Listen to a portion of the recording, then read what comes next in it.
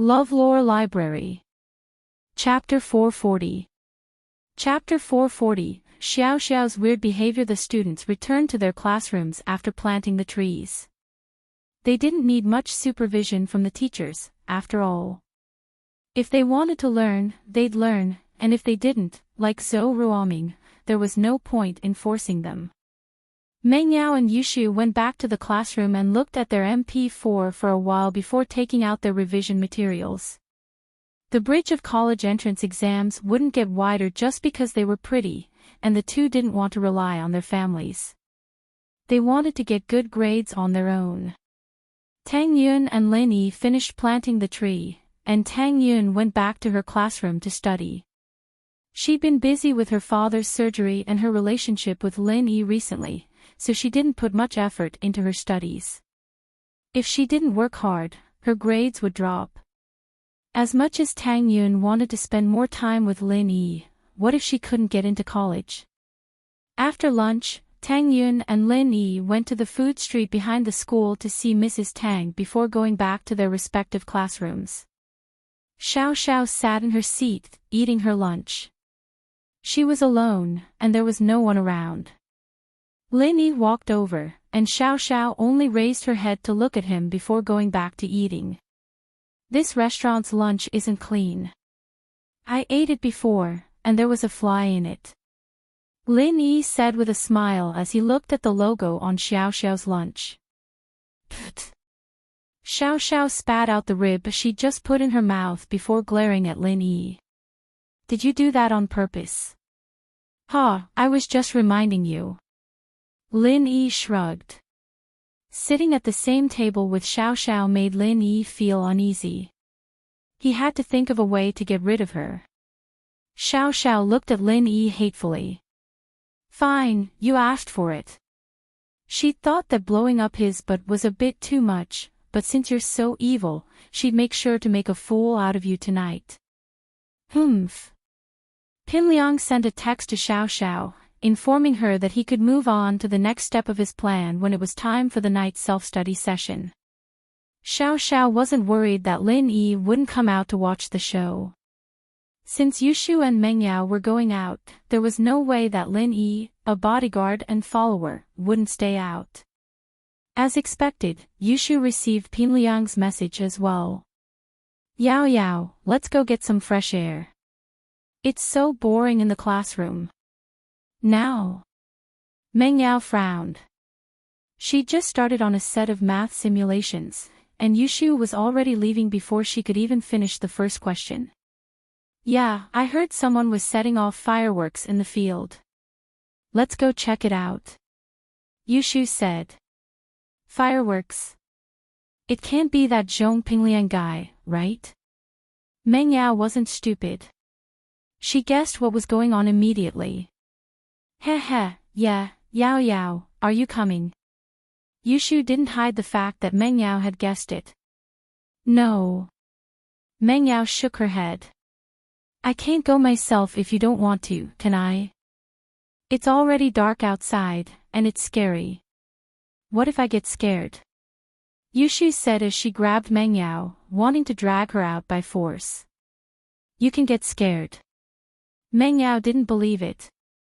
You killed all the ghosts in the theme park. But Yushu insisted, and Meng Yao had no choice but to stand up and go with her. Pinliang's going to set off fireworks to confess to Meng Yao, aren't you going to go check it out? Xiao Xiao explained, seeing that Lin Yi wasn't planning on getting up. Fireworks. Lin Yi thought that the two girls were going to the washroom, so he didn't pay much attention. But now that Xiao Xiao said this, he really had to go check it out. As for Xiao Xiao knowing about this beforehand, Lin Yi wasn't surprised at all. She hung out with Pinliang all the time, so of course she knew about his plans. But Lin Yi was a little puzzled. Why would Xiao Xiao be so kind as to warn him? Did she have some other purpose? Lin Yi stepped out of the classroom, and Xiao Xiao followed right behind him. Lin Yi felt someone following him, and when he turned the corner, he saw Xiao Xiao's silhouette through the glass of the staircase. She really did follow him. Lin Yi smiled faintly. Xiao Xiao probably wouldn't let what happened yesterday go that easily. She'd been silent all this time, waiting for the right moment to explode. The forest behind the school was already filled with students who'd gotten the news. There were students from first grade to third grade, and even some middle school students who'd been out of school were attracted here. It seemed like the news of Pingliang's fireworks had gotten out a long time ago, and it had already attracted this much attention. Pinliang and Xiaofu stood beside a tree filled with fireworks and notes. Pinliang hated Yushu as much as he wanted to, since his butt was still swollen from Yushu's poke.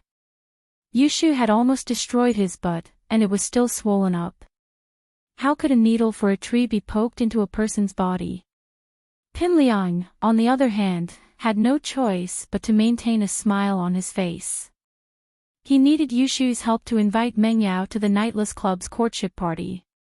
Liang Bro, Meng Yao and Yushu are here, and Lin Yi isn't far behind them. Xiaofu whispered to Pinliang. I saw them. Go get Meng Yao and Yushu, and tell Lin Yi and Xiao Xiao to come in as well. I've already told Xiao Xiao what to do later. Just wait for Lin Yi to get into trouble. Pinliang said quietly. Okay, Liang Bro. Xiaofu nodded and made a path for the students. Move aside, everyone. Let today's female lead in. Xiaofu's words were very useful to normal students in school. Meng Yao, Yushu, Liang Bro's ready. We're just waiting for you. Xiaofu made a gesture. We'll just watch from here, but we're going. Meng Yao didn't want to get close. She wasn't interested in this nightless fireworks party at all. Yao Yao, let's go, we can't see it from here. Yushu pulled Meng Yao over, not letting her say anything. I still want to keep giving Pinliang the 4. Meng Yao had no choice but to let Yushu pull her over. She knew her best friend's personality, too.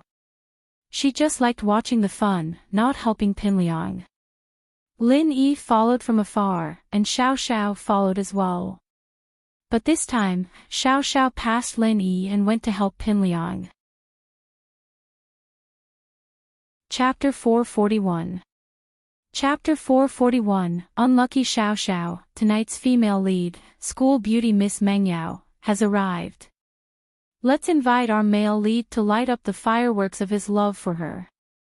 Gao Xiaofu had gotten his hands on a megaphone that street vendors used to sell vegetables. He held it up like an MC and shouted. Meng Yao frowned, this was what annoyed her the most. Pinliang would always come up with all sorts of weird ideas, like writing blood letters and whatnot.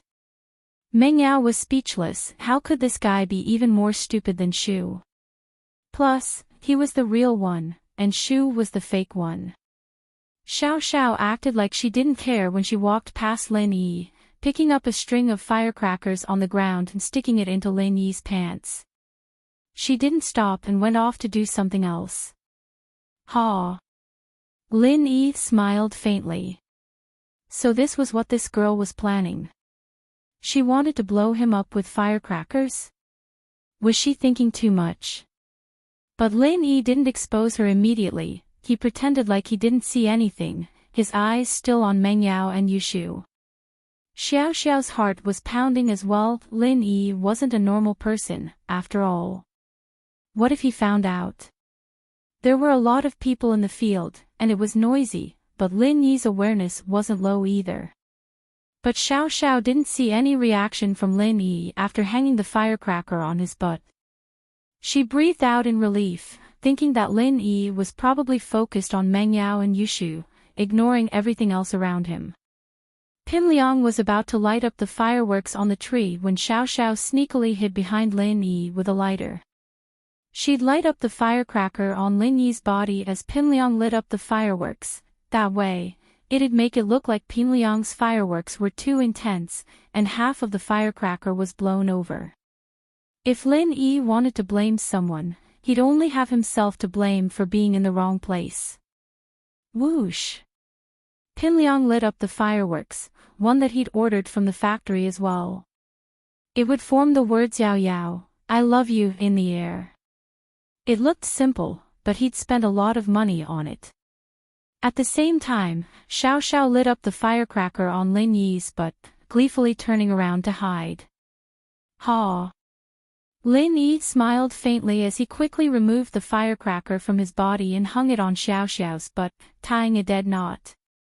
But the tragic thing was that Xiao Xiao was so focused on running that she didn't even realize that Lin Yi had hung the firecracker on her butt.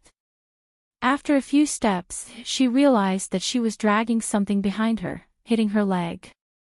She turned around, confused, and screamed. Ah! Xiao Xiao was going crazy. Wasn't the firecracker on Lin Yi? Why was it on her? She raised her head to look at Lin Yi, only to see Lin Yi nodding at her with an evil smile on his face.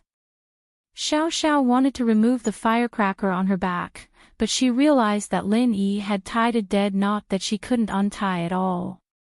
The fuse was about to burn out, and Xiao Xiao was starting to panic. She couldn't just take off her pants in front of the whole school, could she? That'd be so embarrassing. Just as Xiao Xiao was hesitating, the fuse burned out, and the firecrackers started exploding. Xiao Xiao was scared out of her wits as she ran over to Pinliang, yelling. Help! Water, do you have water? Pinliang was feeling proud of his work, preparing to shock everyone with the words, Yao Yao, I love you, in the sky when he heard Xiao Xiao's cry for help. Wah! Pinliang's eyes went wide as he stared at the firecracker exploding behind Xiao Xiao's butt.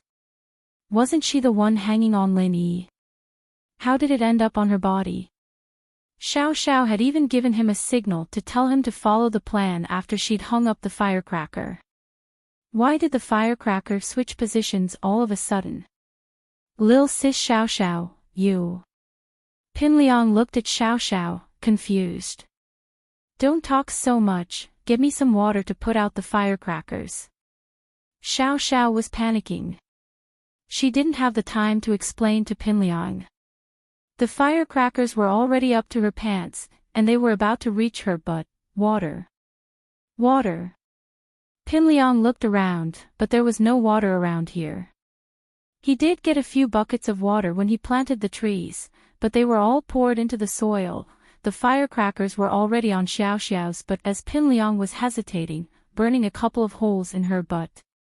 Xiao Xiao was on the verge of crying, and she couldn't care less about her image anymore as she rolled around on the ground, finally extinguishing the firecrackers. However, the fabric of her pants was already burnt beyond recognition, and it hurt. Xiao Xiao was sure that even her underwear was showing, and so she didn't even dare stand up. Her eyes were filled with grievance, and she wanted to cry. But she gritted her teeth and didn't cry. I'm Xiao Xiao, I can't cry. I don't need other people's pity, crying is just a sign of weakness. Xiao Xiao took a deep breath and sat on the ground. Take off your shirt and give it to me. Ah. My shirt. Pinliang blinked. Hurry up. Don't waste time. Xiao Xiao frowned. All right. All right. Pinliang couldn't afford to piss off Xiao Xiao, be it her background or herself. Pinliang couldn't afford to offend her at all. Since Xiao Xiao had spoken, Pinliang had no choice but to take off his shirt and give it to her. Xiao Xiao took Pinliang's jacket and quickly wrapped it around her waist before walking out of the crowd, heading for the school gates. Xiao Xiao didn't feel good at all. She'd wanted Lin Yi to embarrass himself, but now she was the one being humiliated. She didn't notice if the crowd was laughing at her, but she was sure that she was the laughingstock now.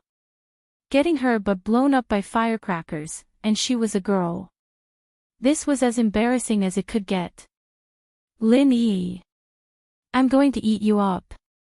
Xiao Xiao was going crazy as she sat in her car, gritting her teeth and using the steering wheel as if it was Lin Yi, smashing it violently before she finally calmed down. Chapter 442. Chapter 442, Remedy. Pinliang, naturally, didn't wear a lot of clothes in the summer. He only had a casual shirt on, and after giving it to Xiao Xiao, he was shirtless. It didn't seem to fit the image of him confessing to Meng Yao, and it made the surrounding students snicker. Pinliang's face darkened as he raged. What are you laughing at? Have you never seen a man as strong as me? It was fine if Pinliang didn't say anything, but the moment he did, the students started laughing.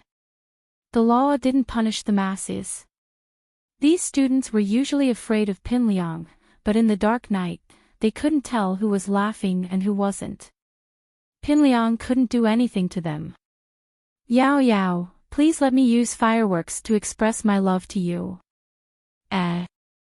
Pinliang raised his head, wanting to point at the fireworks in the sky to confess to Meng Yao, only to realize that the fireworks were almost done.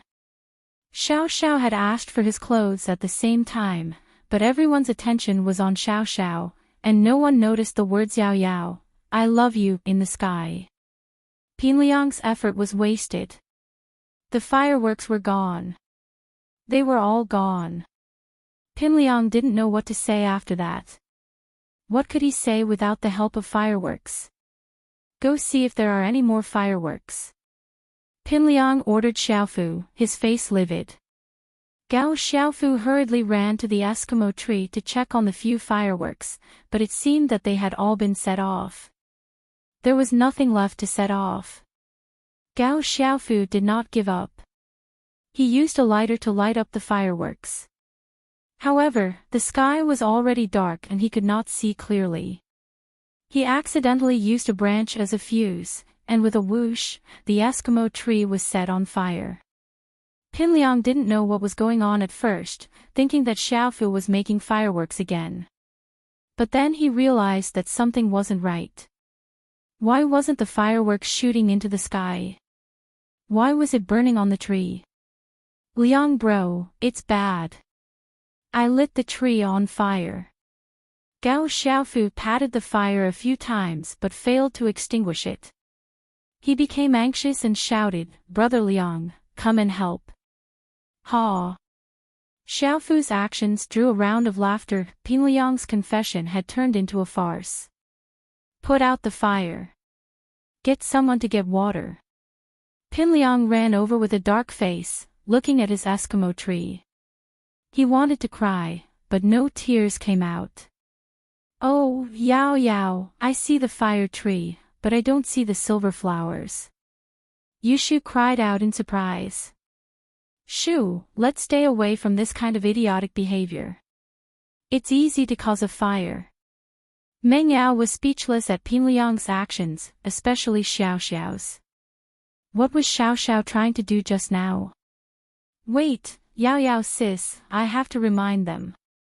With that, Yushu called out to Pinliang.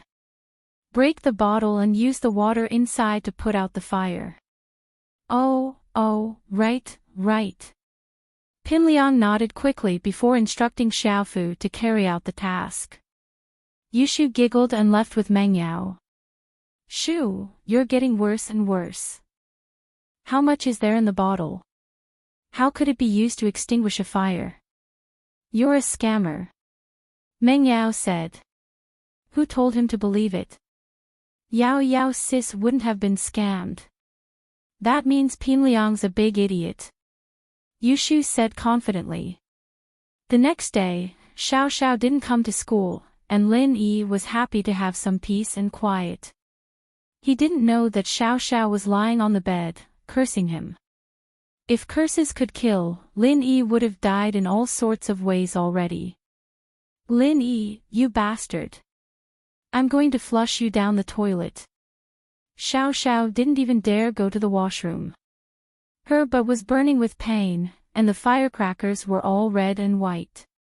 She'd applied Dr. Kang's Jinchuang medicine, but it was good for external injuries. It wasn't very effective on burns like this. This Dr. Kang is clearly a scammer. It's useless, and he's selling it at such a high price. I'll blow his whole family up the next time I see him. Xiao Xiao thought hatefully. Pin Liang had a bitter look on his face as well. He'd put so much effort into planning the confession yesterday, but it had ended in a farce. It made him angry, but he couldn't vent it out. Xiao Xiao was the one who'd ruined it, and even if he wanted to complain, he didn't dare say anything. What the hell happened yesterday? Didn't they say they'd hang the firecrackers on Lin Yi's butt? How did it turn into Xiao Xiao? Pin Liang was punished by Wang Jifeng. He was no longer the nephew of a shareholder, but a normal student who paid for his own expenses. Who knows? I saw Xiao Xiao sneaking over to Lin Yi's side, but I didn't see what happened after. Xiaofu shook his head. What a waste of a good opportunity. Pin Liang wasn't happy. He clenched his fists and released them weakly. I'm about to graduate, I don't know if I still have a chance. Liang bro, I think you messed things up yesterday, but you've already expressed your feelings. Meng Yao should know what you're thinking, so the process isn't important. What matters is the result. Xiaofu analyzed. Why don't you ask Yushu and see if Meng Yao's interested? Alright, that's the only way. Pin Liang nodded. After the first class, Pin Liang sent Yushu a text, asking her to meet him in front of the classroom. Liangyi, you're looking for me. Yushu went to meet him without hesitation. Pin Liang didn't have any feelings for her, he just wanted to ask about Meng Yao. Heh, yeah, Shu, I'm really sorry about yesterday, I messed things up. What did Meng Yao say? Pin Liang asked carefully. Yao, she didn't say anything, but she seemed pretty disappointed. She didn't think it was fun, did she? Yushu blinked and hesitated. Man, I knew I'd disappoint her yesterday, but did she say anything to make up for it? Pin Liang asked. Well, I didn't ask. Oh, right, I want to eat the fried mushrooms from the night market. Yushu stretched. I'll go buy some mushrooms at noon, I'll ask around for you later, but I might forget. Wait, I'll go get that. It's just fried mushrooms, I'll go. Pin Liang hurriedly said, Shu, just help me ask if there's anything I can do to remedy this. Alright then. Yushu nodded and went back to the classroom. Chapter 443. Chapter 443, Failure. Meng Yao noticed that Yushu was deep in thought during class. She didn't know what she was thinking about, so she asked, Shu, what on earth are you doing? What are you doing here and there? Yao, I'm thinking if I have any wishes that I haven't fulfilled yet. Yushu felt that all of her wishes had been fulfilled, and there was nothing left for Pin Liang to do. Wishes? Don't you want to eat shark meat? Meng Yao didn't know what Yushu was up to, so she reminded her. Oh. Yes, I want to eat shark meat. Yushu waved her hands excitedly at Meng Yao's reminder. I want Pin Liang to take me to eat shark meat. Pin Liang. Take you to eat shark meat? Meng Yao blinked. Yeah, he asked me just now if there was anything I could do to make you happier. Yushu said. Don't go to him. If you want to eat shark meat, get Lin Yi to catch it for you. Meng Yao didn't want anything to do with Pin Liang. Don't worry, Yao.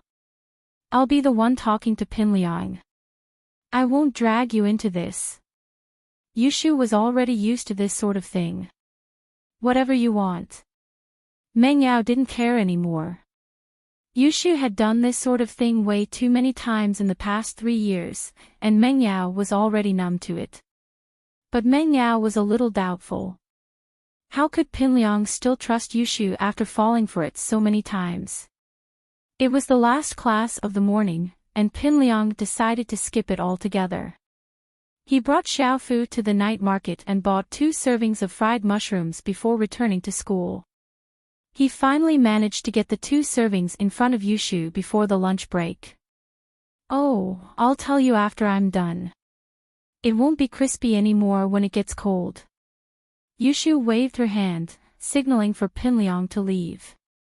Pinliang nodded and bowed as he returned to his seat. He and Xiaofu had bought some steamed buns, and Pinliang couldn't eat too much since he had something on his mind. When Yushu was done with the fried mushrooms, Pinliang stood up abruptly and chased after Yushu. Yushu went to toss the mushroom lunchbox at Pinliang, giggling to herself when she saw the impatient look on his face. There was actually such a foolish person. He hadn't had enough of being deceived, and he was in a hurry to be deceived. I say, Liangzi, can't you let me stop for a bit? You're following me around when I'm taking out the trash. Yushu pretended to be unhappy as she looked at Pinliang. Hee, little Shu, I'm just anxious. I'll throw it for you. Pinliang took the stuff from Yushu's hands. What did Yao Yao say? She said that what happened yesterday was okay, but she's been under a lot of pressure from school lately, and she wants to go out and have some fun. The summer camp is in May, and she wants to go out now. Yushu had already made up an excuse. Oh, going out to play. That's great. Pinliang was on the verge of cheering. His dream was to go on a date with Meng Yao. What are you thinking? How could Sister Yao Yao go out alone with you? It's not like she's your girlfriend right now. Yushu rolled her eyes at Pinliang. However, Pinliang wasn't disappointed at all. Instead, he was excited. Yushu said that she wasn't his girlfriend right now, which meant that she might be in the future. Meng Yao still had feelings for him. Pinliang was unusually happy at the thought. Shu, where do you think Meng Yao wants to go? How about the beach? Organize a spring outing and let all of our classmates go. Otherwise, Yao Yao sis won't go with you alone. Yushu said. Sure, no problem. It's just a spring outing, right? I'll organize it in a bit. With a goal in mind, Pinliang nodded and went to help Yushu throw out the trash. Yushu hummed a song as she went back to class after taking care of Pinliang. What surprised Dr. Kong and his family was that the trial had no effect at all. The entire family, including Dr. Kong who'd taken the original pill of life extension and toxin cleansing, suffered from varying degrees of nausea and diarrhea, but there were no signs of detoxification at all. Other than diarrhea and sweat, there were no signs of detoxification at all. Miracle Dr. Kong forced his weak body to sit in his study. He had no choice but to call for an emergency family meeting to discuss this matter. Xiaolong, what's the problem? Why aren't we detoxifying? Dr. Kong was confused. Even if there was something wrong with the composition of the dog poop, he'd taken the original pill of life extension and toxin cleansing. Kong Mingming had taken half of it, and there were obvious effects. He'd taken the other half, so why was he no different from someone who'd eaten dog poop? I don't know, Grandpa. Logically speaking, the ingredients are dog poop, and what you ate was the original pill of life extension and toxin cleansing. How could it not have any effect? Xiaolong said, feeling weak and dizzy. Could it be that it varies from person to person? Dr. Kong asked, confused. I don't think so, Grandpa, I didn't have any effects this time either. Kong Mingming stood up, clutching his stomach. I can't take it anymore, I'm going to shit my pants. I need to go to the bathroom. With that, Kong Mingming ran out of the study with a bunch of smelly farts. But no one complained about his smelly farts, because everyone in the room was smelly today. Xiaoming's right, he didn't have any effects either. Did something go wrong with our experiment? Dr. Kong nodded. That. Grandpa, I've thought of everything, but there's no way to explain it. Xiaolong shook his head. Could it be that what Xiaoming ate was different from what you ate? Different? Wasn't it the same pill that was split into two parts? Dr. Kong frowned. I'm just guessing, and I don't have any proof right now. But now that I think about it, our research direction was wrong. Xiaolong said. We were all blinded by excitement, thinking that the most impossible thing was the most possible, that dog poop was the pill of life extension and toxin cleansing. But now that we think about it, is it really that simple? So you're saying that the pill of life extension and toxin cleansing isn't dog poop? Dr. Kong calmed down and thought about it. Xiaolong's words weren't unreasonable. Something as miraculous as the pill of life extension and toxin cleansing was just dog poop, wasn't it too simple? Yes, it's just a guess, but I have two bold theories. Xiaolong was the most educated member of the Kangs, after all. His analysis was clear and logical. Chapter 444. Chapter 444, Dr. Kang's plan. First, the pill that Kong Xiaobo gave us was indeed the pill of life extension and toxin cleansing, but his branch has always been at odds with us, so he didn't want us to be too well off even if he gave us the pill. That's why he mixed dog poop into the pill. Xiaolong said. With Kong Xiaobo's age, he's quite capable of pulling a prank like this. So you're saying that Kong Xiaobo purposely mixed dog poop with the pill and sent it over? Dr. Kong thought about it. Xiaolong's analysis wasn't impossible, and Kong Xiaobo really could have done that, making him eat dog poop along with the pill of life extension and toxin cleansing. That's a possibility. Xiaolong nodded. So the half that Xiaoming ate earlier might have been the pill's half, and the half you ate was dog poop. Dr. Kong regretted it a little. He would have eaten it himself if he'd known this would happen. Why did he have to let Kong Mingming eat it? The second possibility is that something happened to the pill when it was thrown into the trash. Maybe it was mixed with dog poop, or maybe it was mixed with dog poop by accident. Xiaolong said. But no matter what, dog poop shouldn't be the pill of life extension and toxin cleansing. Our research direction is wrong. Dr. Kang's face was dark, and he didn't say a word. In fact, he didn't know what to say. It was fortunate that this had happened within the Kong family, and no outsiders knew about it. Otherwise, they'd be laughing their heads off. Miracle Dr. Kang's entire family was eating dog poop. It was the biggest joke in the world. Kong Mingming had finished pooping by now and returned to the study. So, any conclusions? What you ate earlier might not be dog poop, but there's no way to prove it. Dr. Kong said simply, in any case, the pill of life extension and toxin cleansing isn't dog *T. This matter ends here for now. Don't tell anyone else. Kong Guifeng, Xiaolong, and the others all nodded. Nonsense, who would take the initiative to tell others about such a shameful thing? Xiaolong, I think it's time to bring up your marriage with the Xiao family's Wang Xinyan. Dr. Kong immediately thought of the Xiao family's marriage after the failure of the pill of life extension and toxin cleansing. Alright, then I'll go to Yanjin in a few days to send the betrothal gifts and settle the marriage.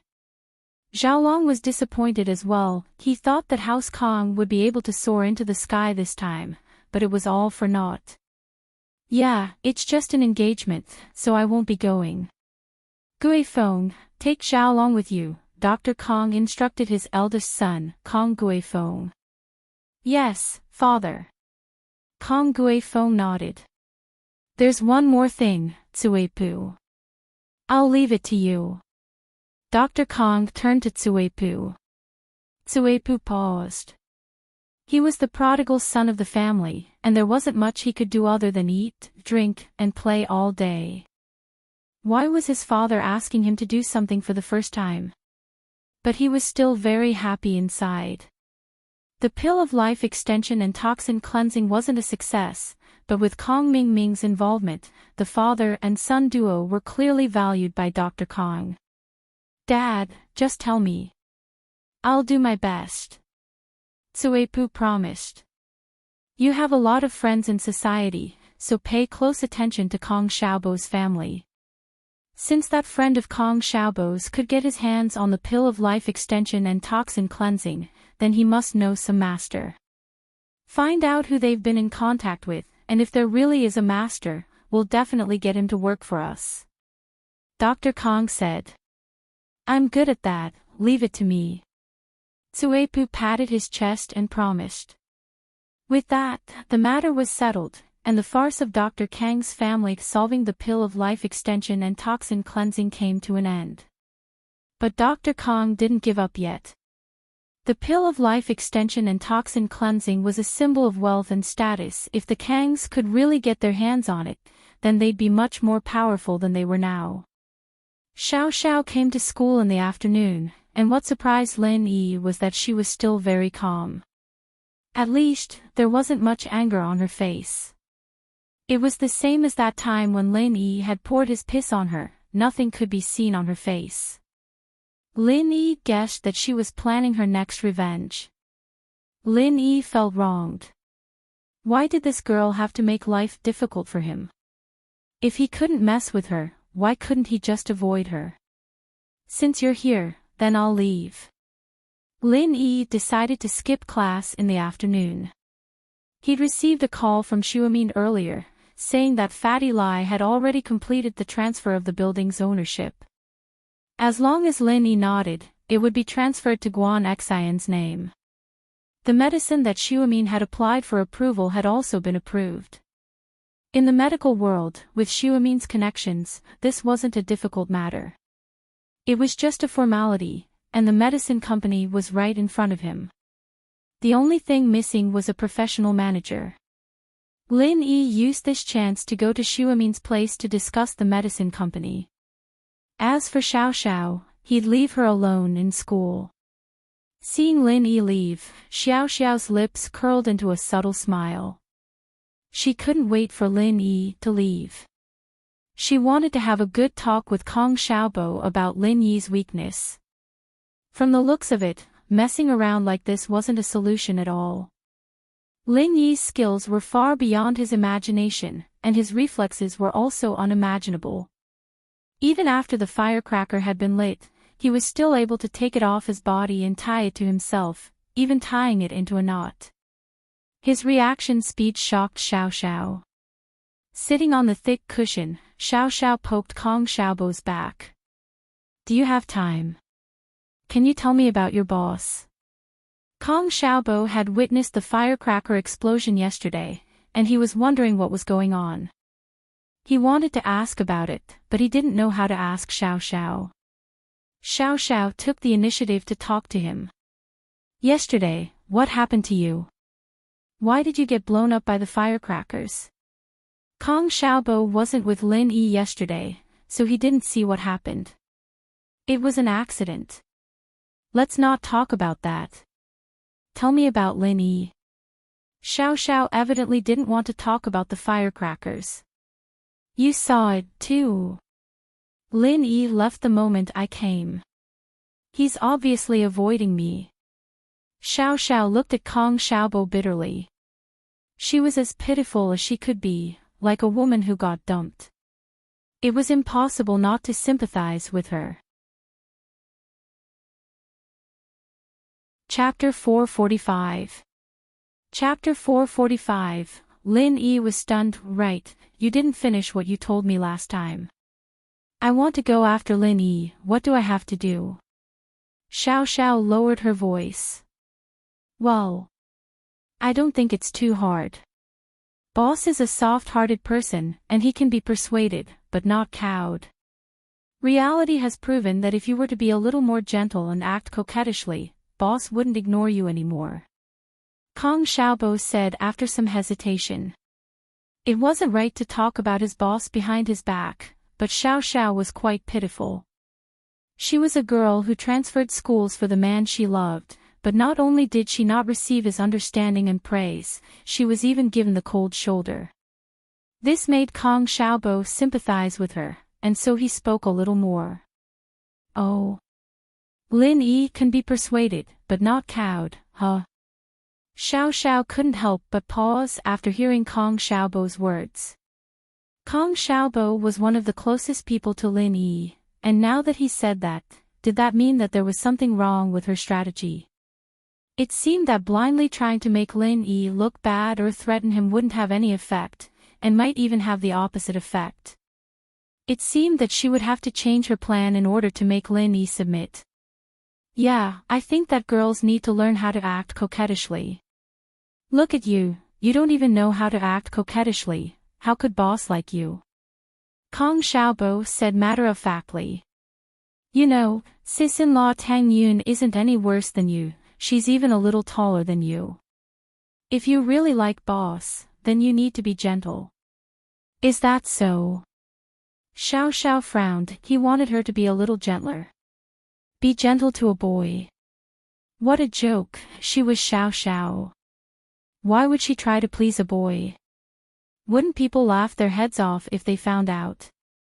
No, definitely not. Especially acting coquettishly. Since when did she know how to act coquettishly? She'd never acted coquettishly before, so how could she? But if she didn't do that, then Lin Yi wouldn't teach her how to race.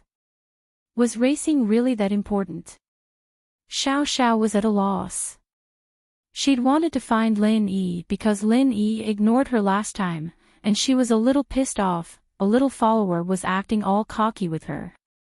She'd been pissed, and finding Lin Yi was just a way to vent her frustration, learning to race with him was just a condition. Xiao Xiao had wanted to ask Lin Yi to teach her how to race, and Lin Yi would have agreed, but he didn't even look at her. That was fine, Xiao Xiao could take it, but what she couldn't take it was that Lin Yi drenched her with his piss and tied the firecrackers to her butt with a dead knot. Tian Lin too. Xiao Xiao couldn't take it anymore, she wanted revenge. This wasn't as simple as learning to race. She hated Lin Yi to the core, and she had to make Lin Yi pay a price to appease her anger. With that, Kong Xiaobo's suggestion really needed to be thought, the key was how to do it. Even if Xiao Xiao was acting coquettishly to Lin Yi, asking Lin Yi to teach her how to race, it was just a small matter to Xiao Xiao. Racing or not wasn't important anymore, she had to make Lin Yi pay. Right. Xiao Xiao's eyes lit up. Since Lin Yi liked Tang Yun, then she'd really be the third party and ruin the relationship between Lin Yi and Tang Yun. Then she'd make Lin Yi fall in love with her, and then she'd dump Lin Yi. When Lin Yi couldn't pull himself out, she'd tell him the truth, and he'd probably be crying by then, wouldn't he? With that thought, Xiao Xiao was filled with fighting spirit. With her beauty, wouldn't it be easy to get Lin Yi? No matter how close he was with Tang Yun, they weren't in the same class. He and Lin Yi, on the other hand, were in the same class, they were deskmates, too. Wouldn't it be too much of a failure if he couldn't win this battle of love with Lin Yi with this kind of advantage? Xiao Xiao's expression kept changing, happy, angry, and hopeful. Kong Xiaobo thought that she'd thought it through. I'm telling you this because I pity you, but don't ruin the relationship between boss and Tang Yun. I won't, I just need to be nice to him from the sidelines, paying attention to him. I don't need him to like me. Xiao Xiao nodded. But you have to keep it a secret for me.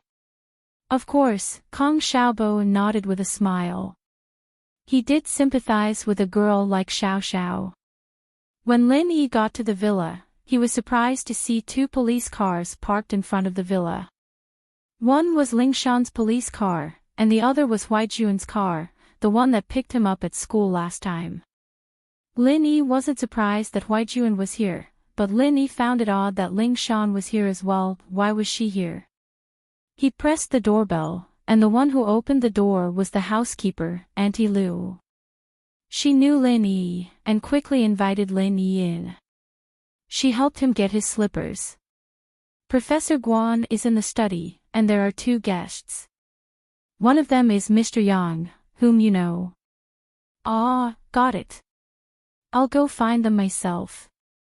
I know the other one too. Lin Yi smiled.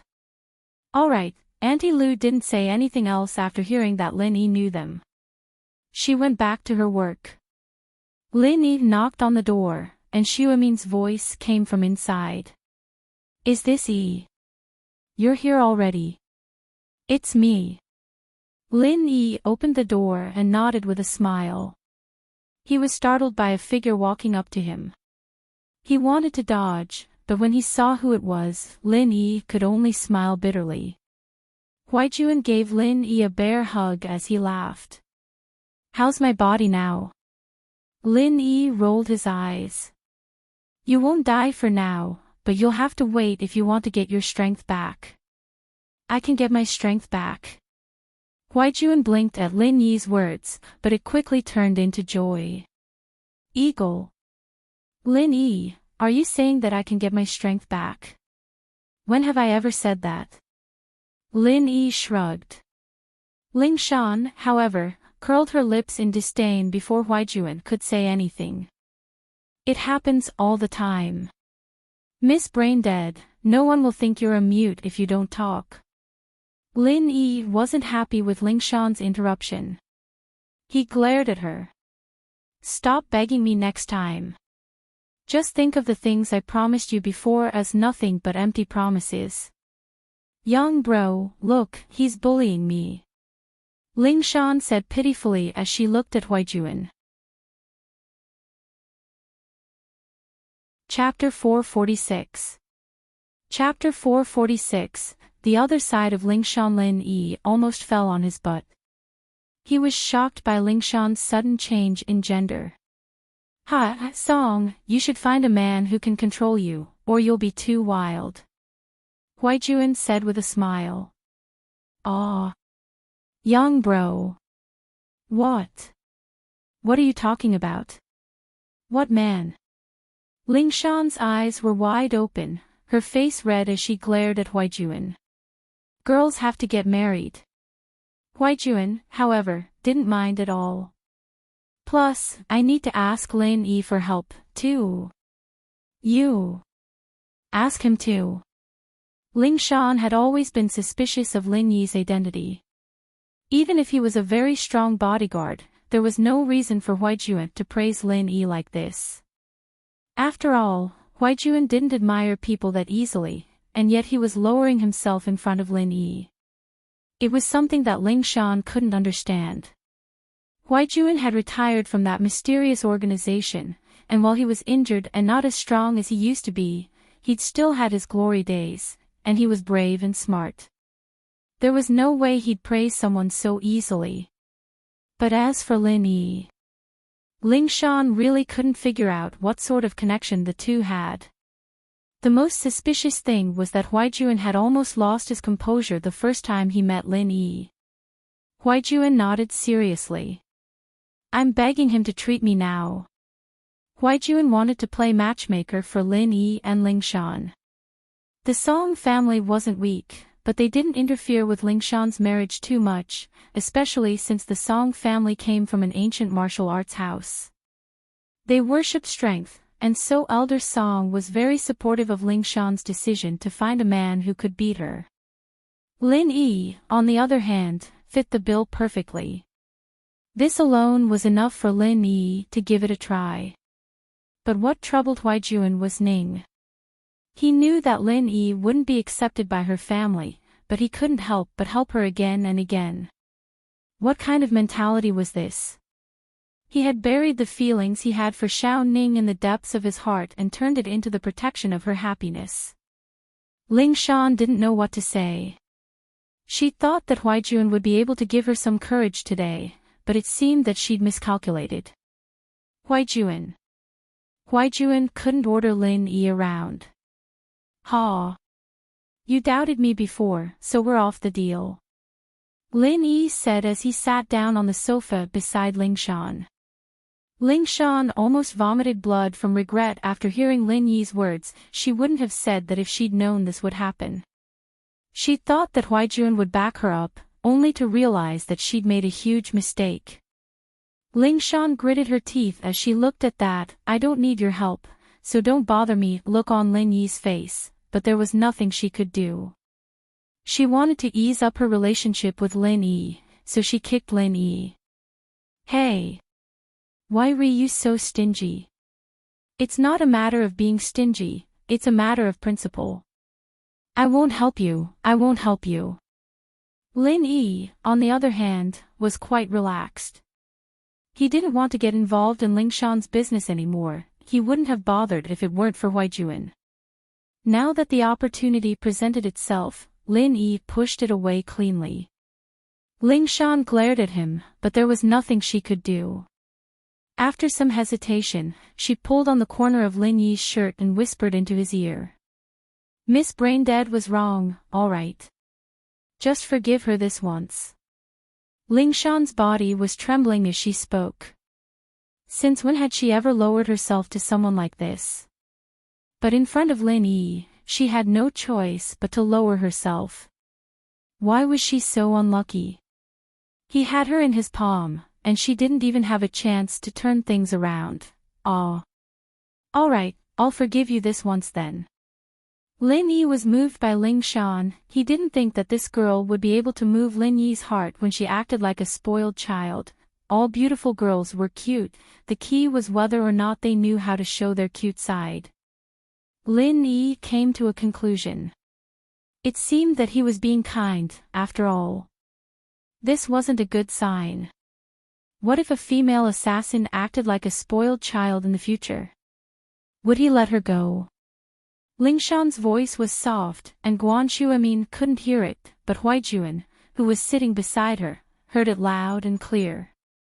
Huijuan was strong, and while he was injured and dropped a level, he was still a golden class early phase at his peak.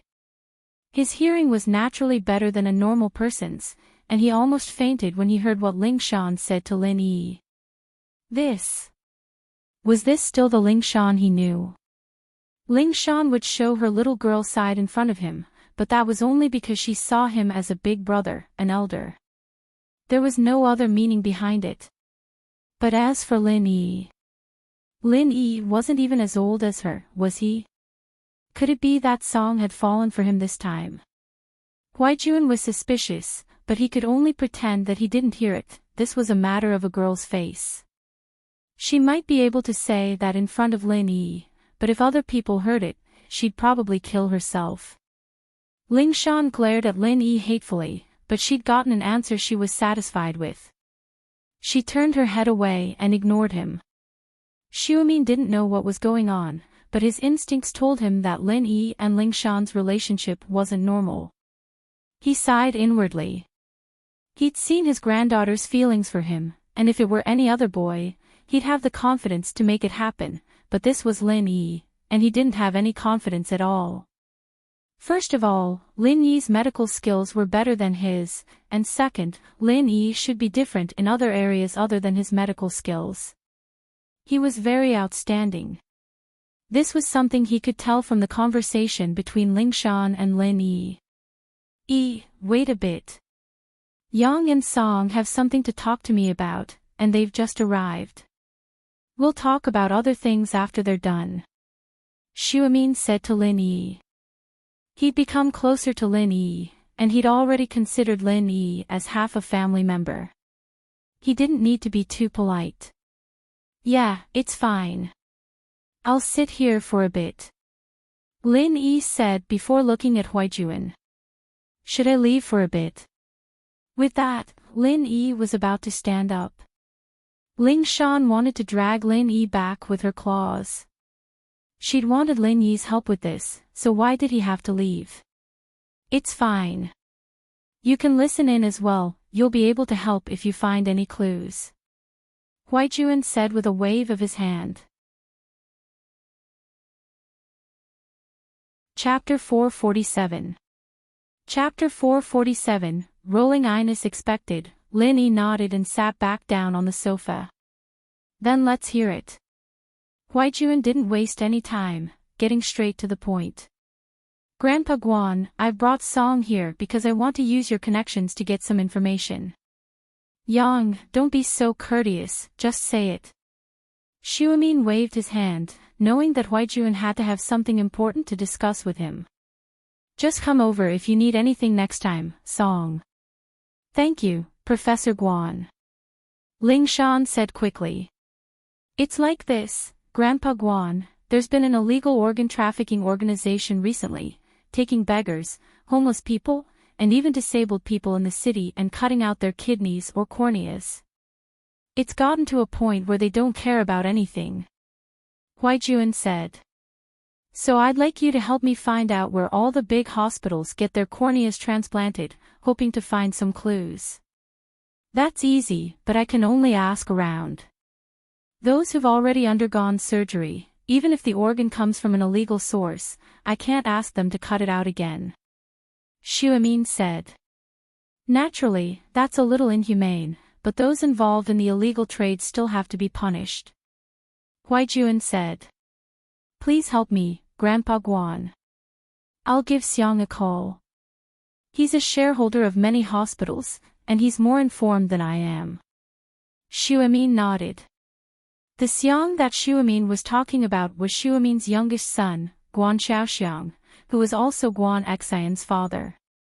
He held shares in many hospitals, and together with Guan Xian's mother, he owned a private hospital in Songjiang. He was one of the most famous doctors in the province. With Uncle Xiang and Aunt Lan's help, we should be able to get some information. Huijuan nodded. The Aunt Lan he was talking about was Guan Xiaoxiang's wife, Guan Xian's mother. Huijuan had brought Ling Shan here mainly to ask for Xuemin's help, and now that they were done, Xuemin had agreed without hesitation. There was no need for them to stay any longer. Xuemin obviously had other things to discuss with Lin Yi, too, and so Huijuan got up to leave. We'll be going then, Grandpa Guan. We're a little busy here at the bureau, I'll come see you another day. Go ahead. Come back for dinner another day. Guan Xuemin nodded. Wait.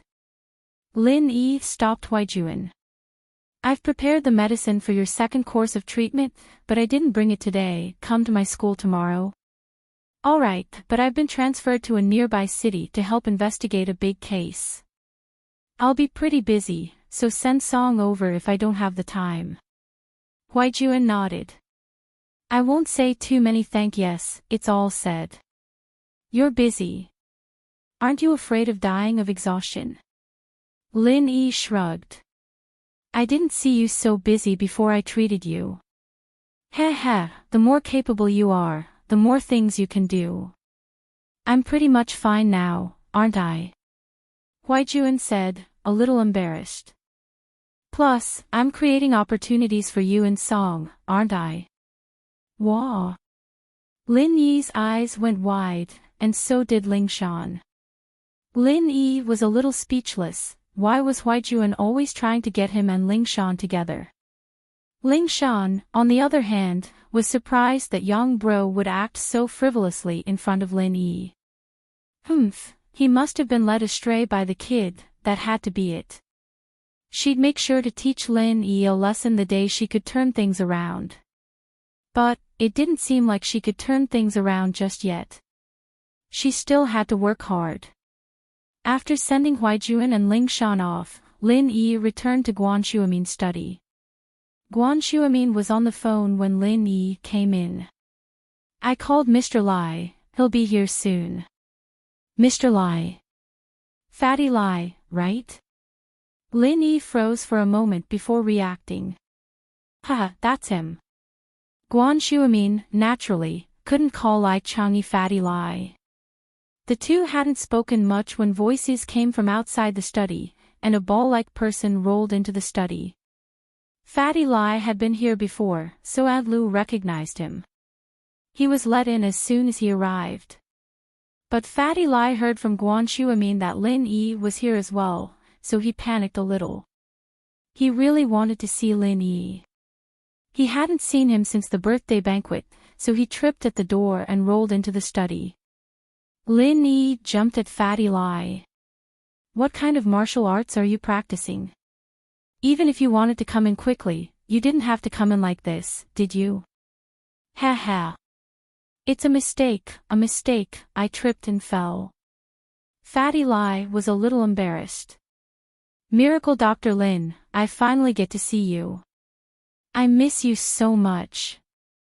Sob sob, I thought you didn't want me anymore, that I'd never see you again. You don't know how excited I was when Professor Guan called me. I wasn't even as excited as I was when I got married. Alright. Just stay away from me, I'm a little scared. I don't doubt your sexual orientation, but I'm still wary of you, Lin Yi said after getting a meter away from Fatty Lai. It's okay, I'm happy to see you, Miracle Dr. Lin. Fatty Lai didn't mind that Lin Yi looked down on him at all. He took out a document from his backpack. Miracle Dr. Lin, please have a look. The building's ownership has been transferred to Miss Guan Xian's name.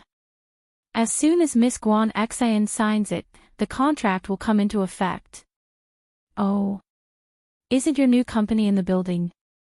What are you going to do if it's all transferred? Lin Yi asked curiously. I'm a tenant now, and I'll pay the rent on time. Fatty Lai said. Miracle Dr. Lin, you're not kicking me out, are you? Lin Yi thought that Fatty Lai was a little troublesome, but he didn't have a reason to kick him out. He'd given his building to you, and it wasn't right to kick him out.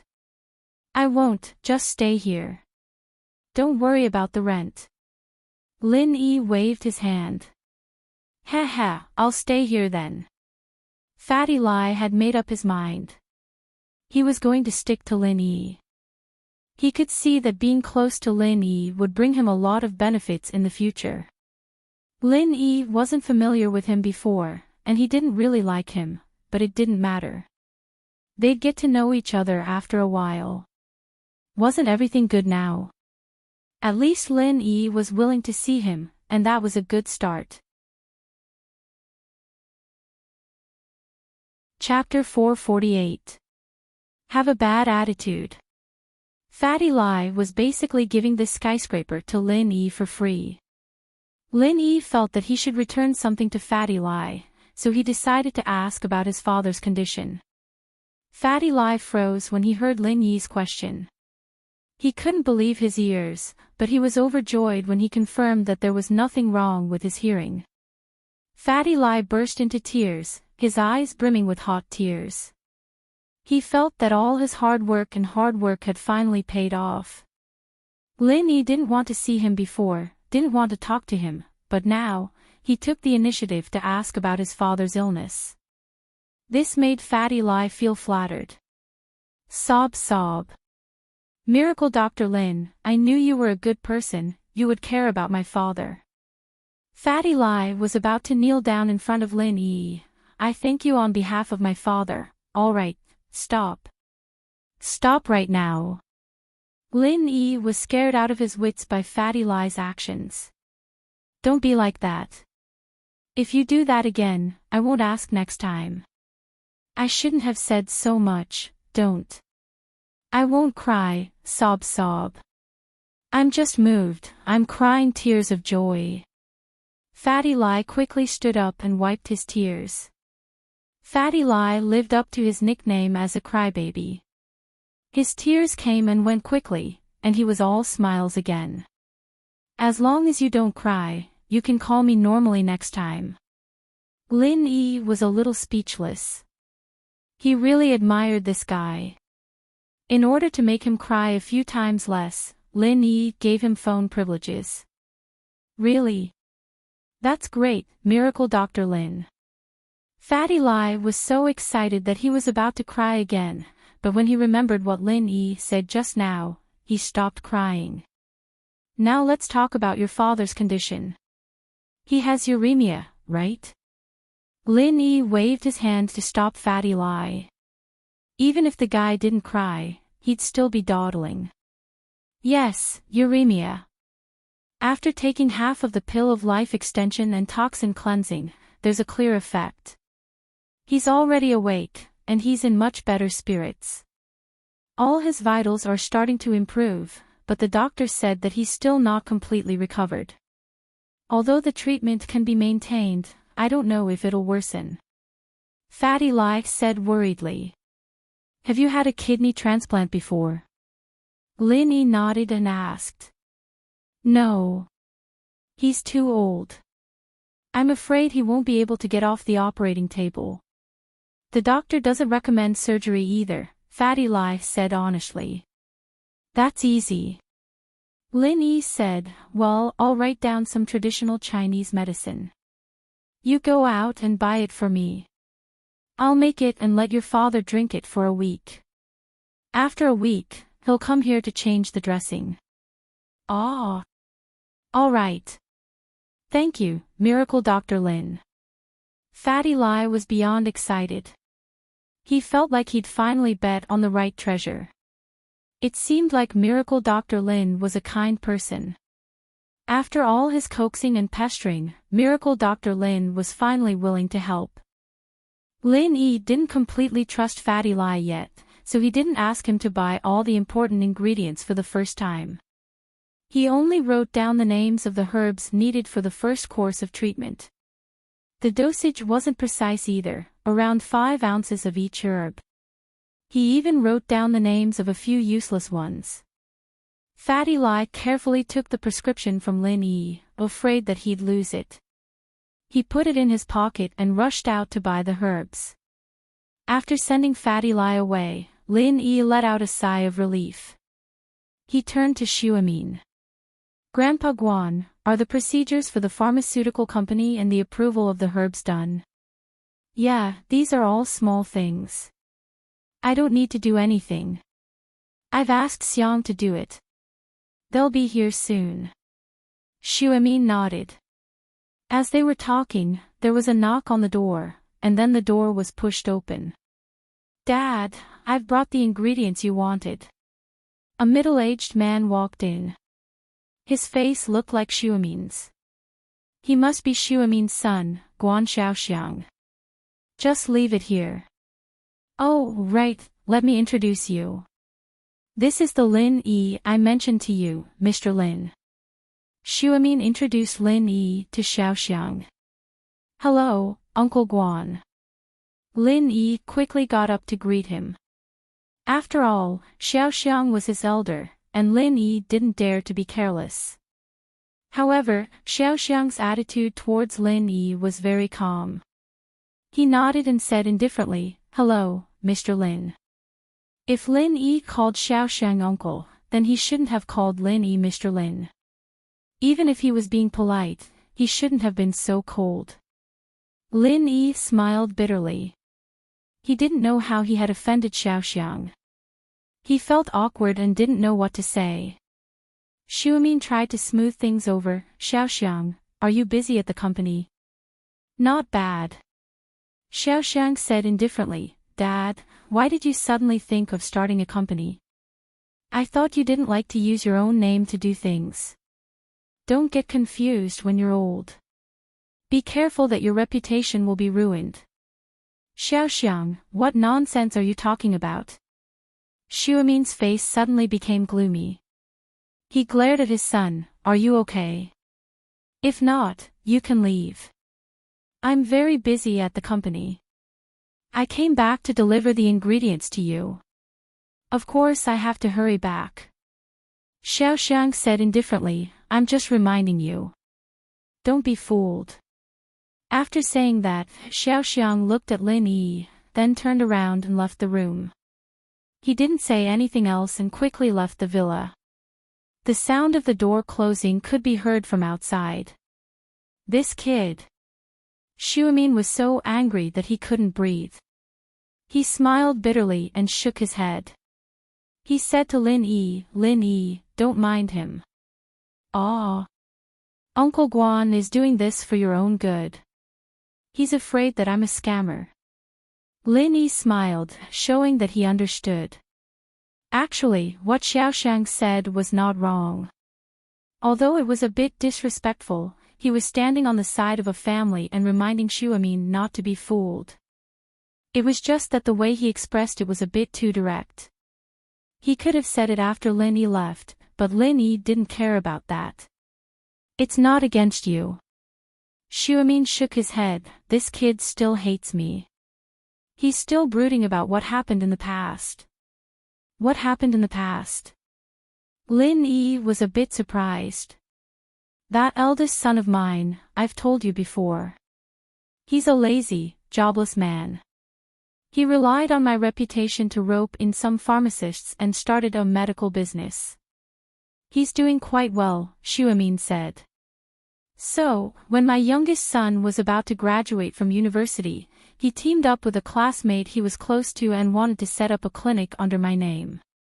I rejected him harshly. So, he's still brooding about me using my name to set up a medical company with you. Chapter 449. The company's planning, probably. He's already an adult, but he's still acting like a child.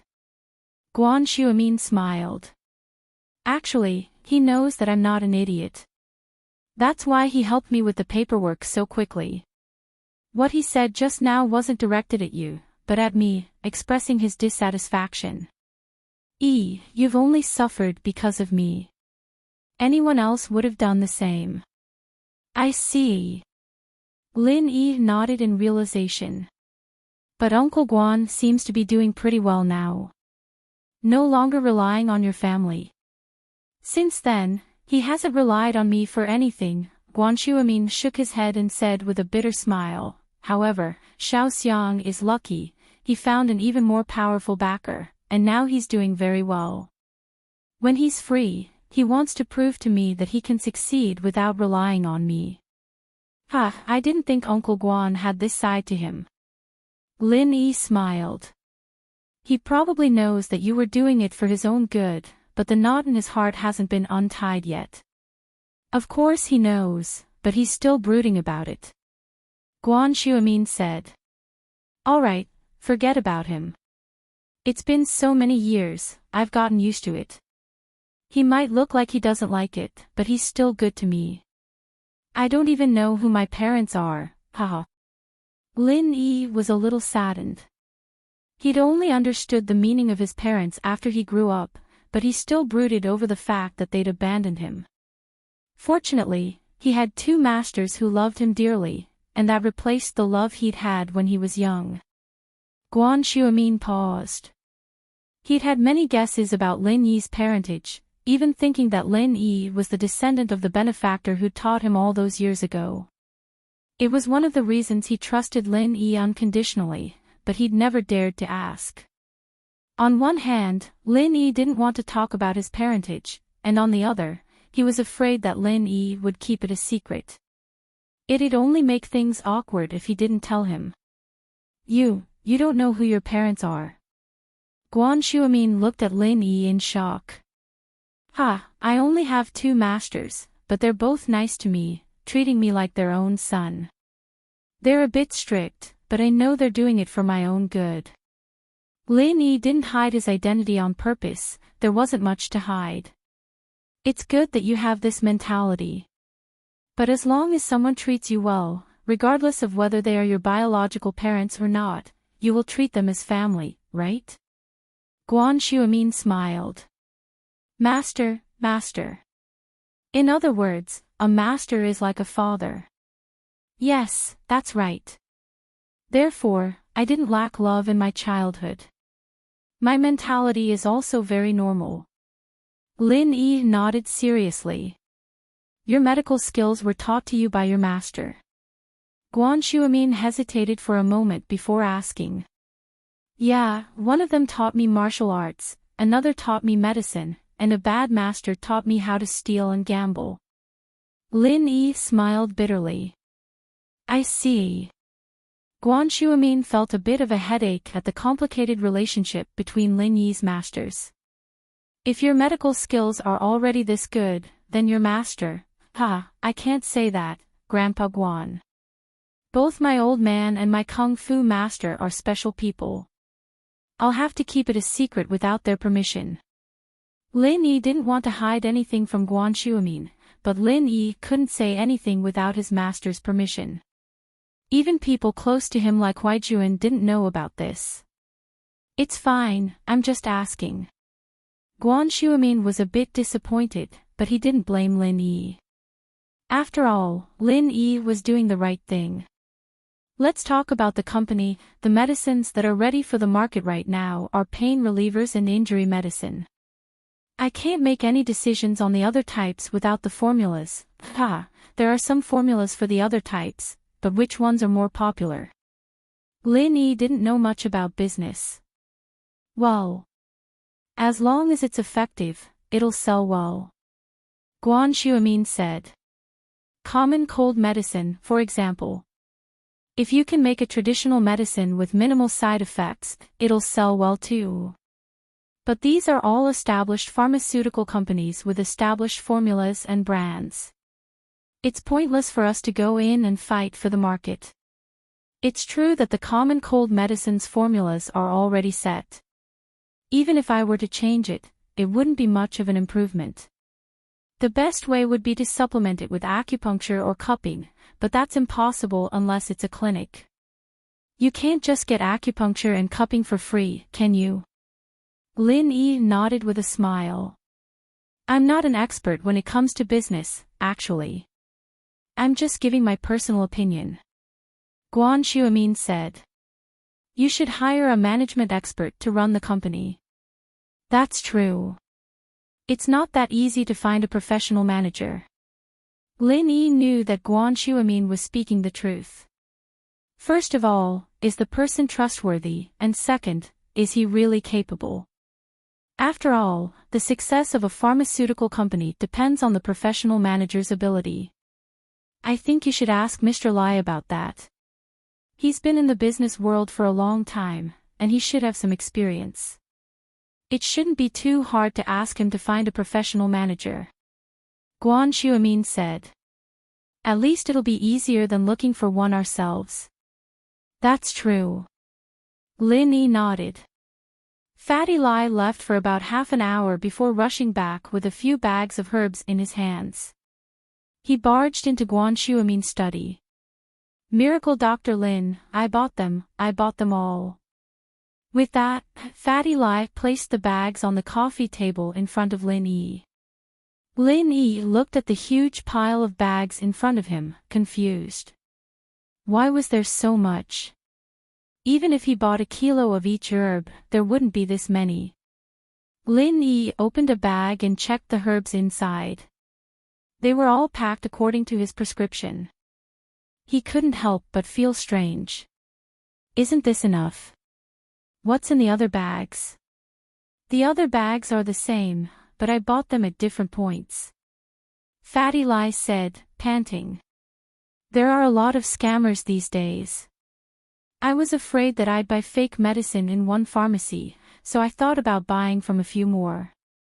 I thought that there should be some real ones, right? Chapter 450.